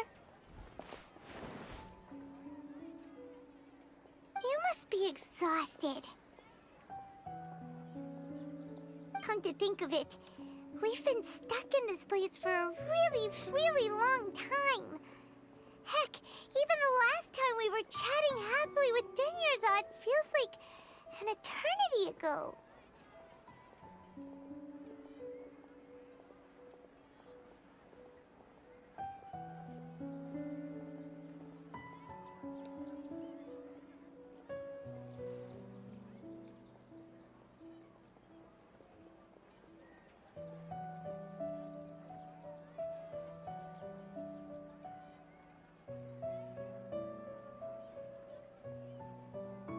There's no way she was the...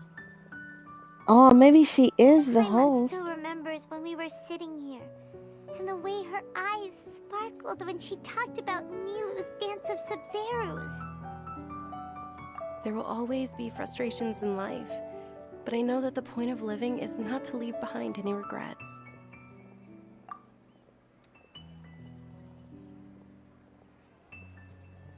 That was what the real Dunyarzad said, wasn't it?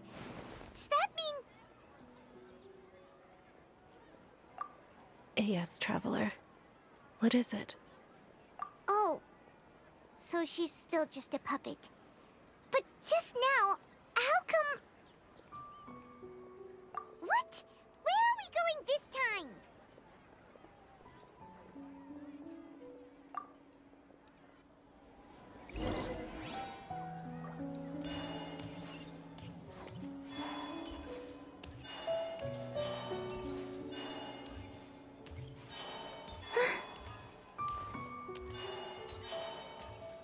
Maybe that was her dream, to see the dance, and the reason why they stopped the dance was for her to keep dreaming of seeing the dance. That'd be so fucked. If you continue to resist, we will have to order an investigation into every single event organizer. The Grand Sage has already granted you much leniency. I advise that you exercise tact. How did things turn out like this?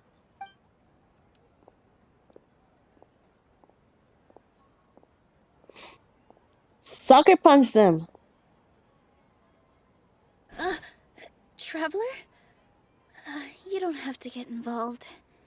He's a sage from the academia. I don't want to drag you into this. Traveler? Traveler? What the heck are you doing? If you get arrested by the academia, that's another day gone to waste!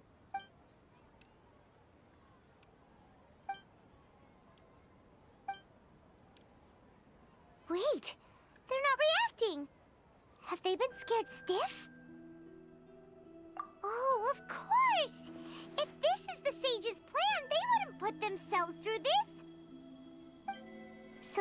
just substitutes.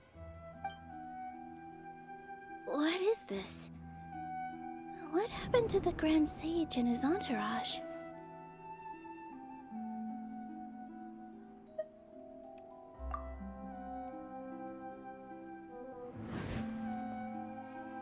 Am I the host? Like I said, they symbolize the goddess of flowers. It's just a shame that all the real Padisaras went extinct after her death. Yes. The Greater Lord brought forth new Padisaras in memory of the goddess of flowers. But she ultimately could never truly replicate that beautiful shade of purple.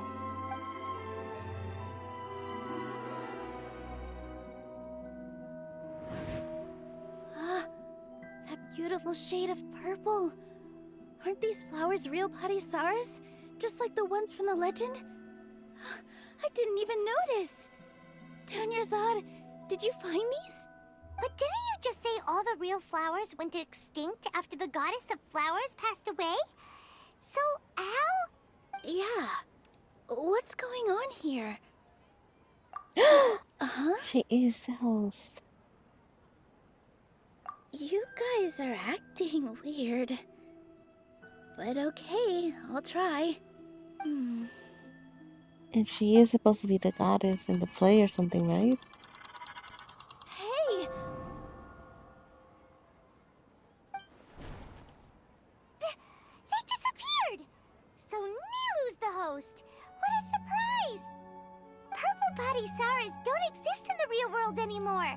But in Nilu's subconscious, they can appear as decorations on the stage. It's just like the example Nahida told us. People assume there will be food on a plate, and Nilu assumed there would be real Padisaras in the flower pots. So when you saw the flowers, you instantly knew it was Nilu? But if we want to end the samsara, we need the host to become aware that they're dreaming. How should we make Nilu realize that? Am I dreaming? Huh?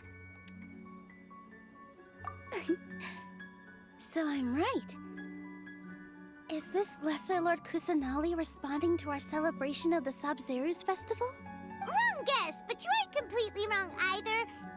The point is, what made you think this is a dream? As far as you know, people in Sumeru don't dream, right? Yeah, but have you heard the tale of the first sage? To prevent a calamity, he went on a journey to find the Dendro Archon. Ooh, sounds familiar.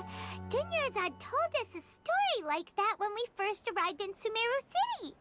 So it was about the first sage, huh? Yep, but in the part you heard, he hadn't become the first sage yet. There's more to the story. His piety and wisdom were acknowledged by the Dendro Archon, and she finally gave her blessing to him. All kinds of spectacular scenes appeared in front of the first sage, as if all the knowledge in the world was being painted onto a canvas right before him. He was captivated. After who knows how long, he mastered all the knowledge he could comprehend. Afterward, he said to the Dendro Archon, "I miss my parents, my wife, and my children. I've been away from home for far too long. They must be worried." The Dendro Archon smiled. The next second, the sage found himself lying in his bed, as if he had just woken up from a dream. His wife, lying next to him, said, "You're off to search for the Dendro Archon today, aren't you? Have a safe journey, my love." In the end, the first sage took care of many disasters in Sumeru City and founded the Academia. What a happy ending. So, the first sage was dreaming ever since the beginning of the story? He never went on his journey? Yes, but his faith and determination were conveyed to the Dendro Archon, so she blessed him in the form of a dream. Paimon understands where you're coming from now. That's a really interesting connection. But we really gotta wake up soon, like the sage in the story. I see. Well, it just so happens that today's Sabzeruz festival is almost over too.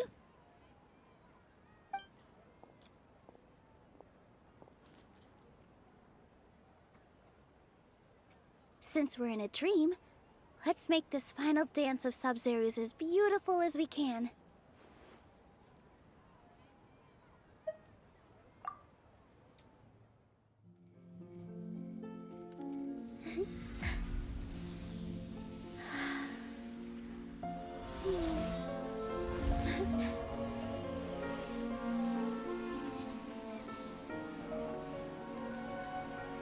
is over, everyone. I dedicate this to our god, the Dance of Sub-Zerus.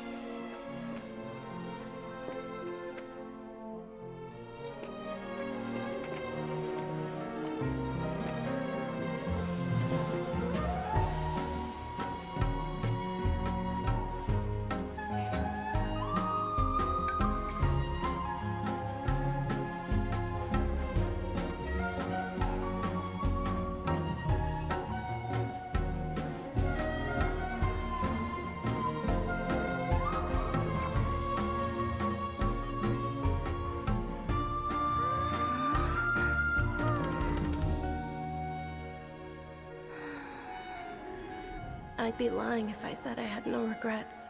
I would have loved to see Nilou's dance.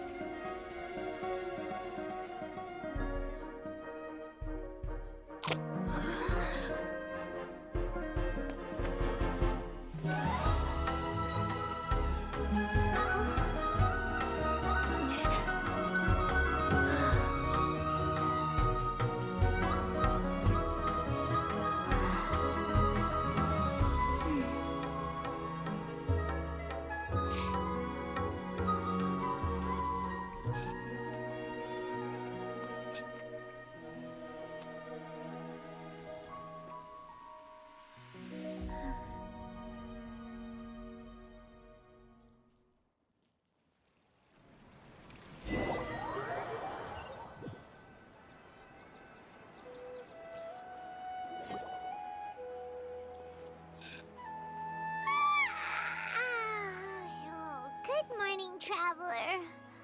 Oh, Paimon feels like she's been asleep for the longest time. Paimon's head feels super heavy. Did we oversleep? Do you even remember going to sleep last night? Paimon thinks it was after the Sub-Zero's festival. The Sub-Zero's festival! Have we finally escaped from the Sub-Zero Samsara? Quick! Take off your Akasha terminal!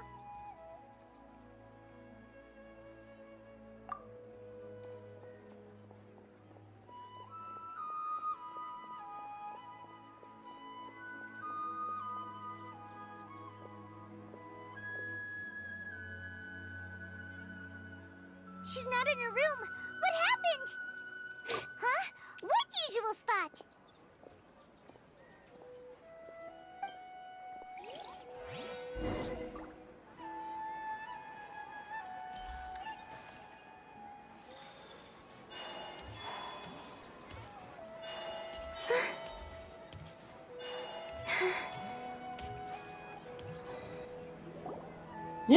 She is fine, okay. Well done, Traveler and Paimon. And thank you, Dunyarzad, for organizing the Sub-Zero's festival for me. I'm sorry. Ah! It was her. Dunyarzad! You're okay! Oh, don't scare us like that! Oh, Traveler Paimon. I have something amazing to tell you. I just had a dream, and I saw Nilou performing the dance of Sub-Zerus. I knew Catherine seemed odd.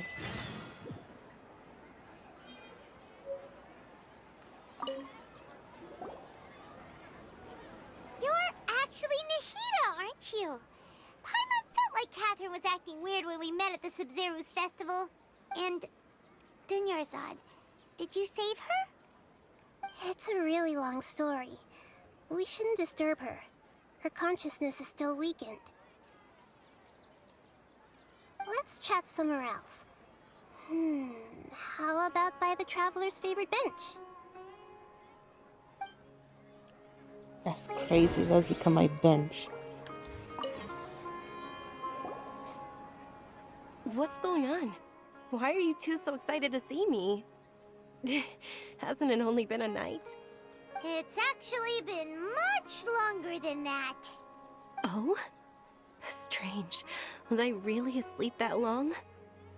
No wonder I have such a headache.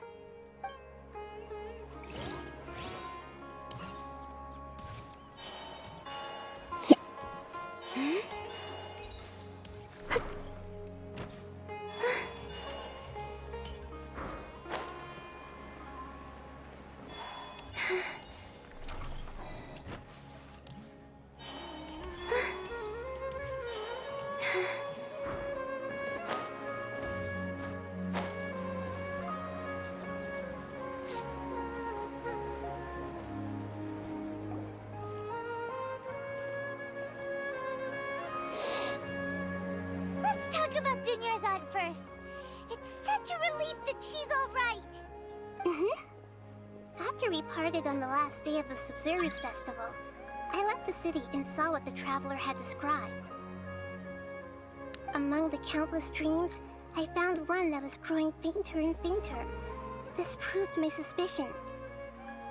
Once Dunyarzad could no longer bear the Akasha harvesting her dreams, her consciousness began to dissipate. But this also meant it escaped the Akasha's control. Such a small fragment of consciousness can't last for very long, though. It will return to its original dream, where both will gradually fade until they completely disappear. I used all the power I had to keep her dying dream alive as long as possible, but it still wouldn't have lasted for much longer if it hadn't been for you two breaking the samsara.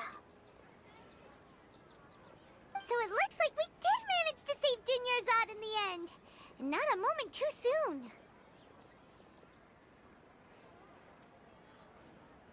Hi, Sophie. Thank you for the follow. Huh? Why are you two smiling so happily? I thought you'd be so moved that you'd start crying. I need to spend more time observing human emotions. Both are fine. Everyone reacts differently. All right. You two must have a lot of other questions for me, right? After all, you saved my faithful believer. As your reward, I will answer any and all questions. At the Avidia forest, there was this incense that made the traveler fall unconscious and dream of a huge tree and a red sky. You also heard someone's voice, right? It said world and forget me. Yeah, so you do know! We've been wanting to ask you what that was about, and if the red sky was related to Conria.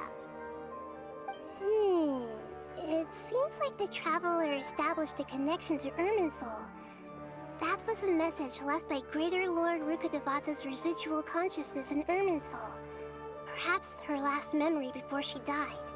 As you two probably know, Greater Lord Rukkhadevata disappeared after the disaster in Conria. The timings of these events do line up, so your suspicions are reasonable. A message from Greater Lord Rukkhadevata? We thought it was from King Deshret.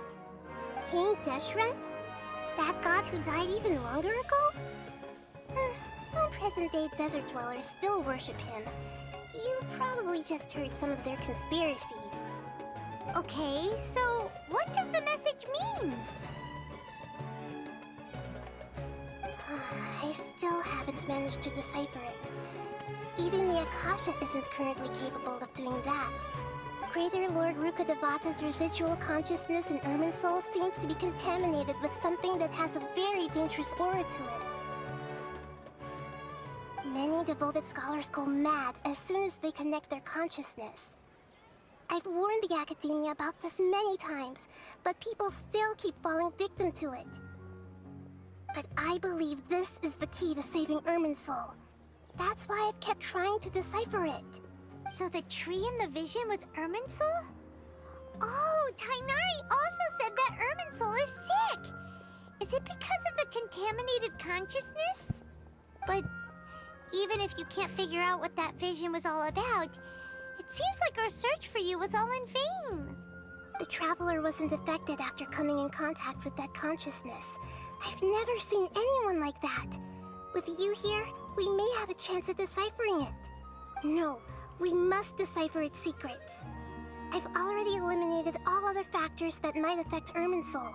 This is the only one left. This puzzle has life and death at stake. It could determine Irminsul's fate, as well as Tevat's. Yeah, I can see the chat. I'm doing good. How are you? To be accurate, I'm using the Akasha as a medium to occupy Catherine's consciousness. How did you do that? Poor Catherine.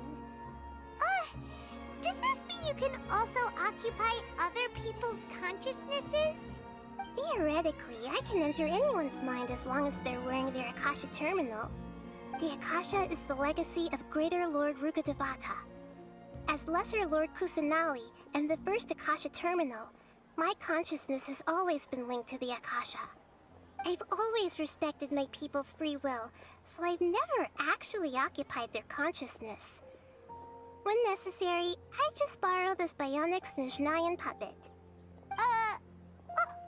Hold on. Did we just learn some deep, dark secret? So Catherine is... No wonder Paimon felt something was off about her. Funny. What about your own body? Why do you need to borrow other people's? Don't you live in the sanctuary of Surasthana? That story begins a long time ago. After Greater Lord Rukkhadevata disappeared, the sages found my newly born self and took me back to Sumeru. At that time, I was young and weak. The sages kept me in the sanctuary of Surasthana, ostensibly for the sake of protecting me. But I've hardly heard from them since. However, I do understand that they had hoped to find Greater Lord Rukkhadevata instead of me, a symbol of her passing. So, the sages basically put their new Archon under house arrest? How dare they! Why don't you teach them a lesson, Nahida? In some ways, they aren't wrong.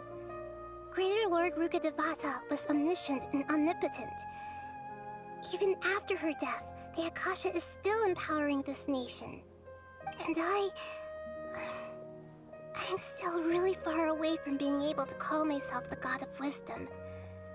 Moreover, the Academia is also more proficient at governing this country. My existence has little meaning. Oh, thank you. Do you have a cat as well? Yeah, you got a lot of believers. Just look at the Sub-Zero's festival. Everyone who showed up truly loves you. Thank you for the kind words. But I honestly don't need physical freedom as long as I can connect my consciousness to the Akasha. Trying to find a way to save Irminsul is my life's mission and top priority.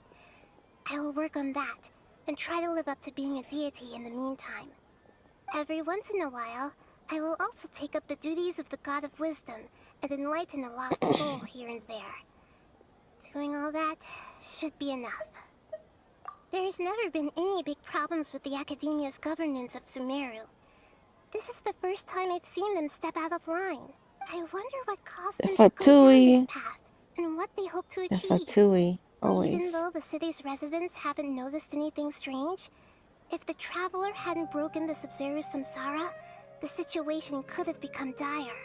I tried to do some investigating in the Akasha, but I couldn't find anything suspicious. And all the people of interest seem to purposely avoid wearing their Akasha terminals. I think they're deliberately trying to hide something. Oh, that reminds Paimon. In Gandharvaville, there was a sage who had invited Kainerite to join some kind of project. Could it be related? Regardless, I need to first investigate the sage's motives, make things right, and punish them if needed. But I'll have to be discreet, or they'll see me coming. It's a very cute name.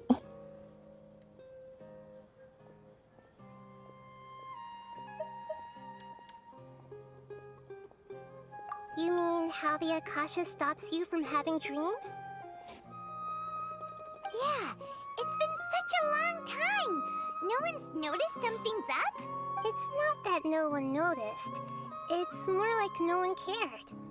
Ultimately, it's all rooted in the sage's misdirection. Misdirection? The sages convinced everyone to believe that being unable to dream is a sign of rationality and wisdom. Not dreaming is a badge of honor in Sumeru. Even if the truth is that their dreams are being reaped by the Akasha. With their propaganda in place, the sages can maximize their use of the Akasha to facilitate their research. Besides, Greater Lord Rukkhadevata must have created the Akasha in the hopes that it could be used to its full potential. That's why I've never come out strongly against this. Anyway, The perspective advocated by the sages drowned out any voices of doubt. By now, even those who never use Akasha terminals find it too shameful and embarrassing to talk about their dreams. Got it. I hope my answers were satisfactory, seekers of knowledge. To be honest, maintaining Dunyarzad's fading dream took a lot of mental energy. I think I may need to rest for a while. Oh, and you don't need to worry too much about the sage's activities for now. The Akasha won't be able to conduct another project on the scale of the Sub-Zero Samsara in the immediate future. Go and get some sleep. Leave everything to us. What a relief. This is truly the most exhausting birthday I've ever had. Hearing her voice and seeing Catherine is so weird. Traveler? Paimon? Why am I here? Do either of you know? Maybe you were sleepwalking. You know you can't wake up a sleepwalker. We happened to walk by, so we thought we'd wait for you to wake up. I see. Huh. I should visit my maintenance personnel sometime. Oh, I'm fine. I better go. Thank you. She just exposed herself. In Sumeru City. Ever since we last said goodbye to Lesser Lord Kusanali, we haven't heard anything from her.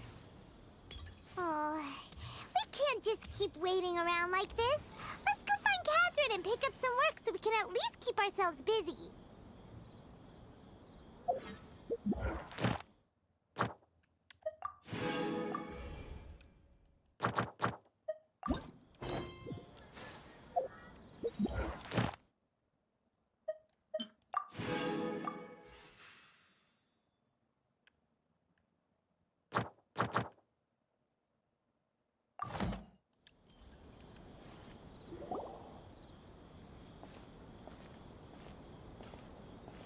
I've been playing the game for like maybe We meet again, 3 you months, two. I would say. Hi, Catherine. Do you have any commissions for us today? Commissions, huh? Let me think. Oh, how about this? Please attend the Academia's Academic Symposium this afternoon and recite a love poem on stage. Oh. Say what now? And if possible, please also use your camera to capture the reaction of the audience upon finishing the poem. Huh? What kind of commission is that? I see. It appears that you're not interested in this commission. In that case, please go to Port Ormos and convince the Eremites there to spend some time volunteering at the local orphanage. Hey, that's not any better.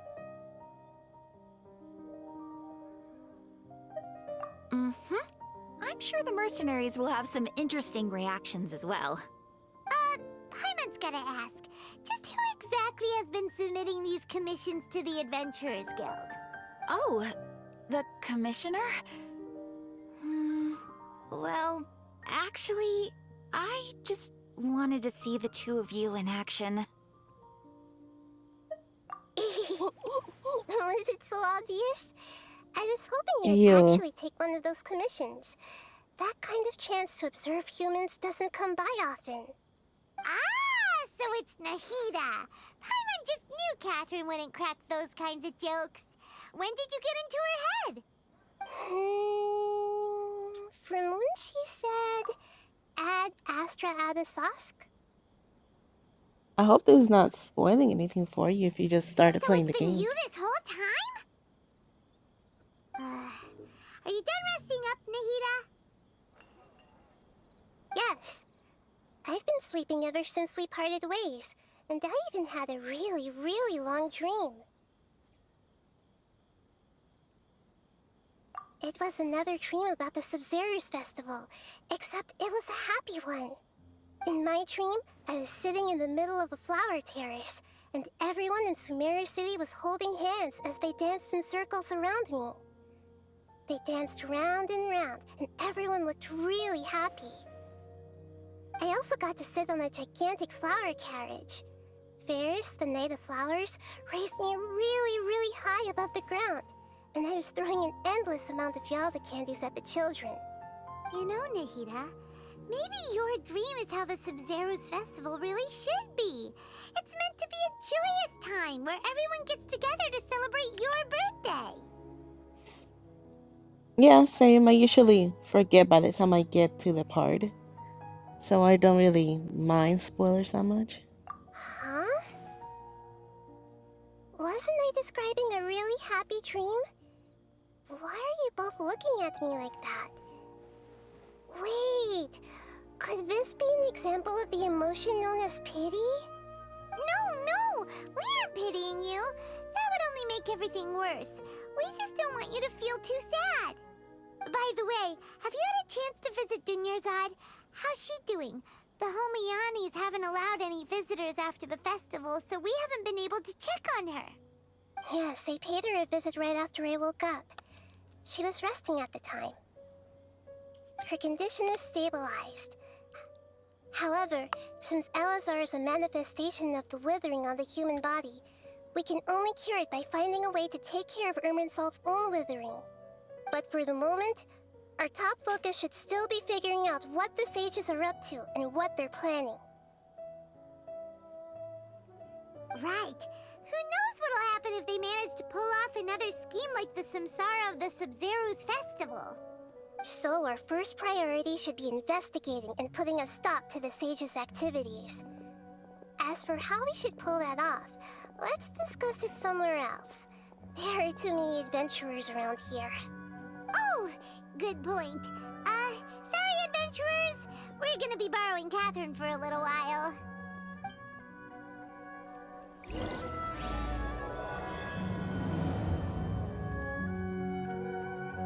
Yeah, same. I prefer not to see them, obviously, but if I happen to see it, it is what it is. Let's continue our chat here. Okay, so do you have any ideas on how we can investigate the sages, Nahida? Actually, I've already done a little bit of work on that. But for now, I want to hear your thoughts.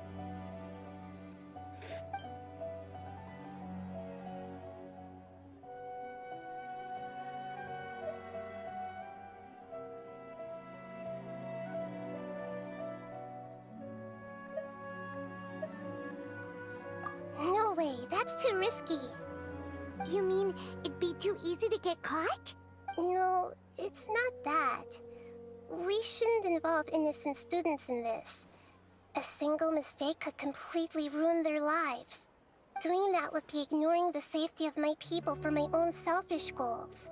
How is that any different from what the sages are doing? That's a good point. Spoken like the god of Sumeru.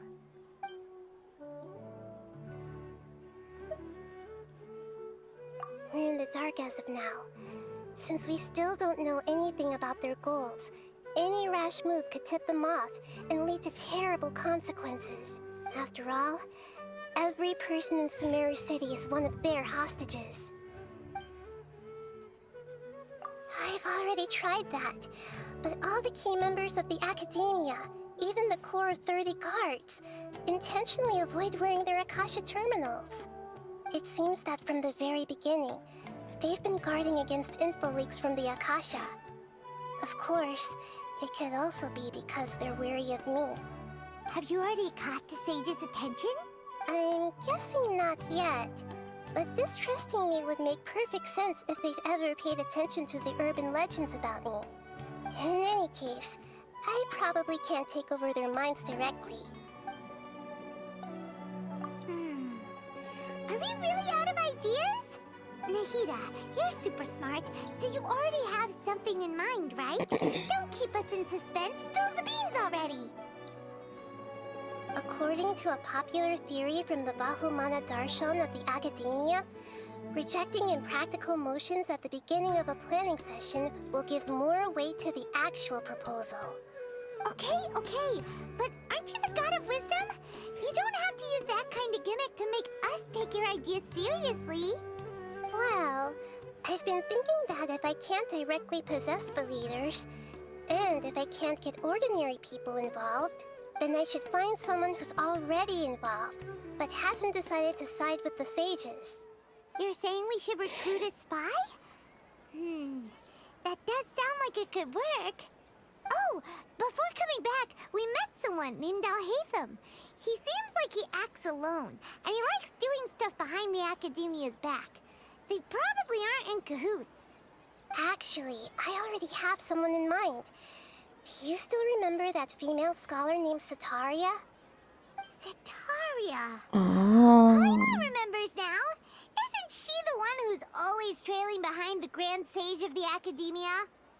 We ran into her basically every time the Sub-Zero's festival repeated itself.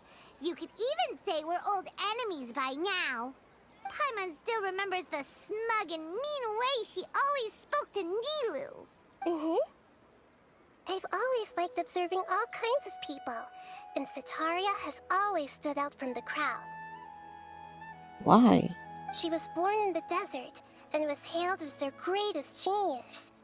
Her academic gifts allowed her special admission into the Academia, and also gave her the opportunity to serve as the sage's assistant. Oh, Paimon didn't know she was from the desert. She must be pretty special then. Paimon feels like most of the desert dwellers around the city are working as mercenaries. The name Setaria means star. When she lived in the desert, she shone like the brightest star in the night sky. Later on, she was chosen by the sun. The star was given a place in the daytime sky to complement the sun's dazzling light.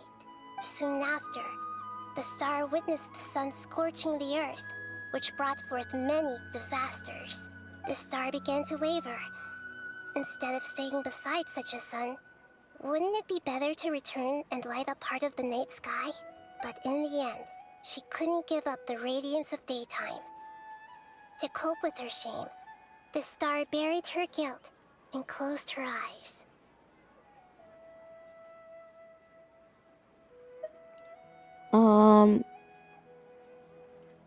Well, it depends. I'm not really playing anything right now besides this one. Before I was playing, oh my god, Cold of the Lamb? Of the Lamb. That's what it's called, right?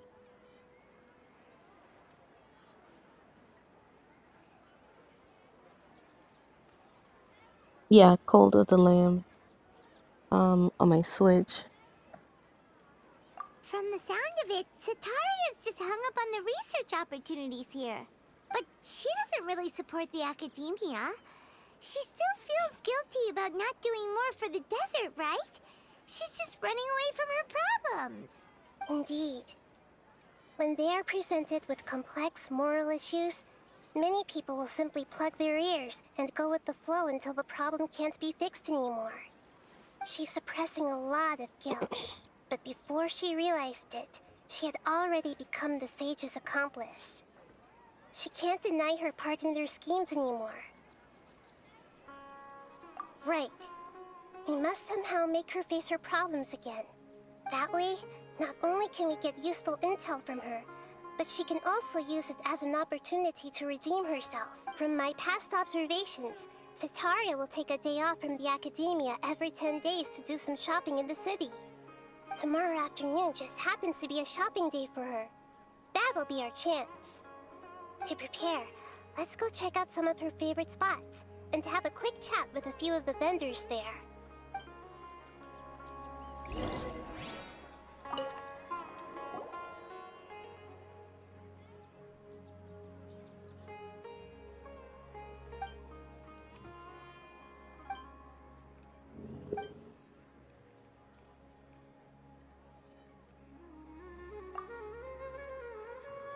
Oh god. I didn't want to get involved in this.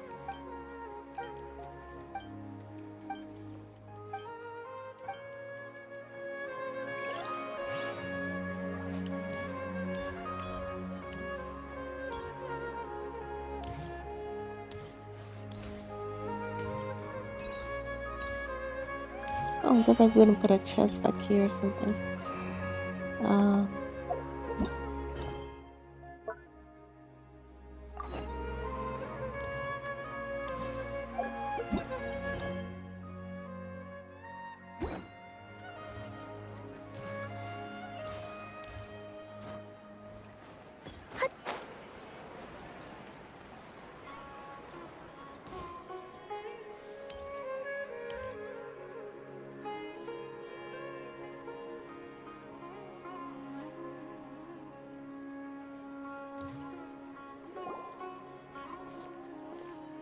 This should be Sataria's favorite fortune-telling spot. So should we ask the fortune teller about Sataria? No, I already have enough information on Sataria. The most important thing now is for you to pay attention to the vendor's talking style and key characteristics. Talking style and key characteristics? My poor lost lambs. Have you become troubled over your fates? The divine Oh, it was voice a of little wisdom girl. often echoes between mine ears. If thou be blessed today by the gods, I may be able to show you the way. Huh? Really? Nahida, you've been whispering things to her? Shh. My friend here has some doubts regarding her future. Can we get a fortune reading for her? Of course, of course. In that case...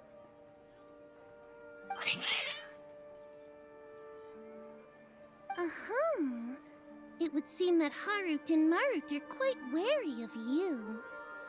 Perhaps, at some time in the past, you have somehow offended the gods. Only mocking the god of Animo, questioning the lord of Geo's financial savviness, and brawling with the god of Electro. Do those count? Oh, nothing. Go on, pick an aspect for her to divine. Health prospects. No problem at all.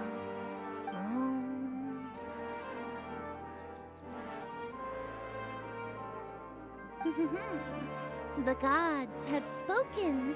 The truth shall be revealed. Your life shall continue on for... many tens of thousands of years? Impossible. Harut, Marut, did you two spoil my divination? I've never read a fortune so absurd.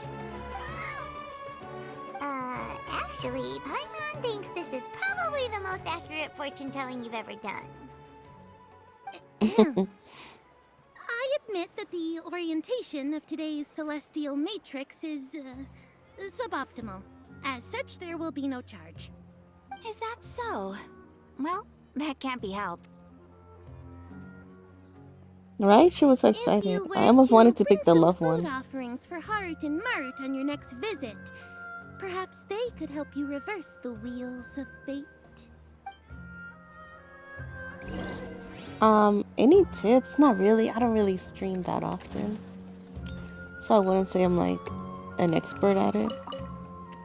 I've never seen Harut and Marut be so wary of anyone.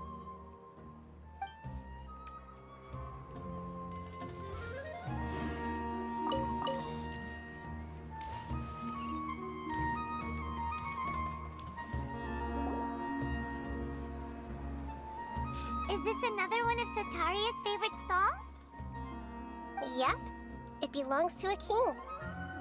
His father helped Sataria a lot when she first moved to Samari City, so she still comes by whenever she has time. When I start talking with him, listen carefully to the details of our conversation. Ah, dear customers. Would you like to look at some pottery? We caught wind of your great craftsmanship, so we specifically came to take a look. Oh, I recognize you. Aren't you Miss Catherine from the Adventurers Guild? Sounds like I'm in for some big business.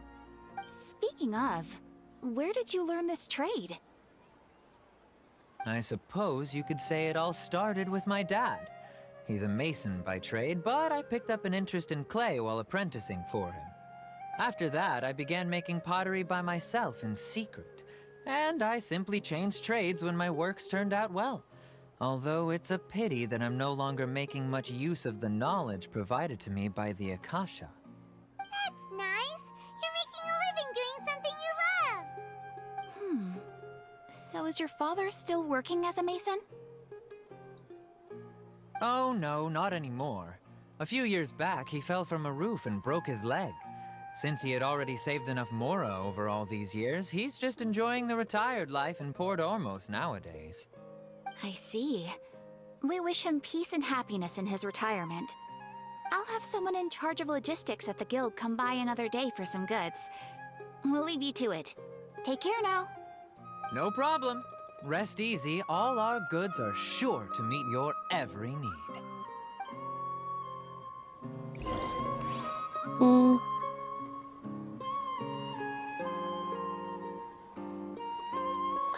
I would say don't go splurging on really expensive things. Like you can stream from your phone or a tablet, like it's really quote unquote cheap. I would say invest on things as you get more into it. Well, right now I'm like streaming before work, so I'm gonna have to end it soon because I need to get ready for work. But yeah, it's not always such a quote unquote balance. Sometimes I do it more on the weekends than on the weekdays.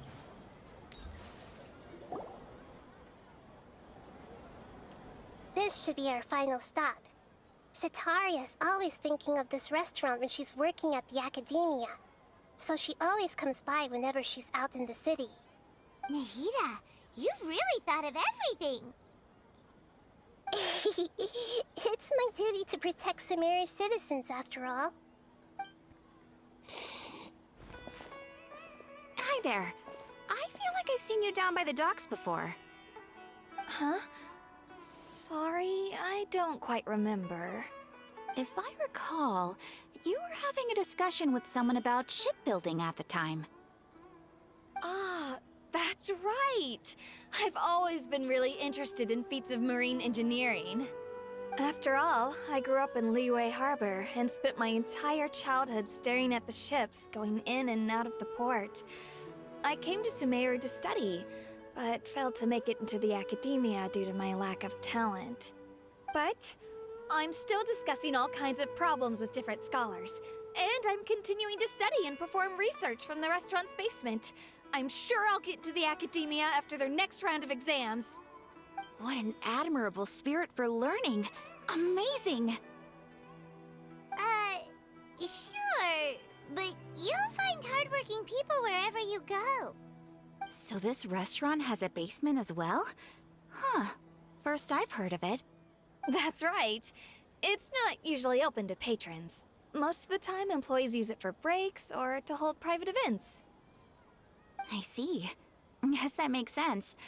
Well, good luck with your studies, Miss Chishan. Thank you so much. As long as I can make it into the academia as an official student, I'll be happy.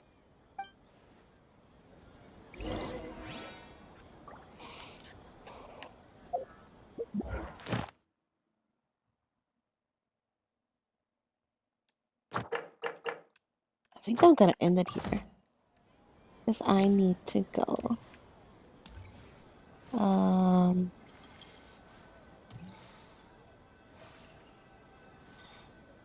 No, I'll do this next time.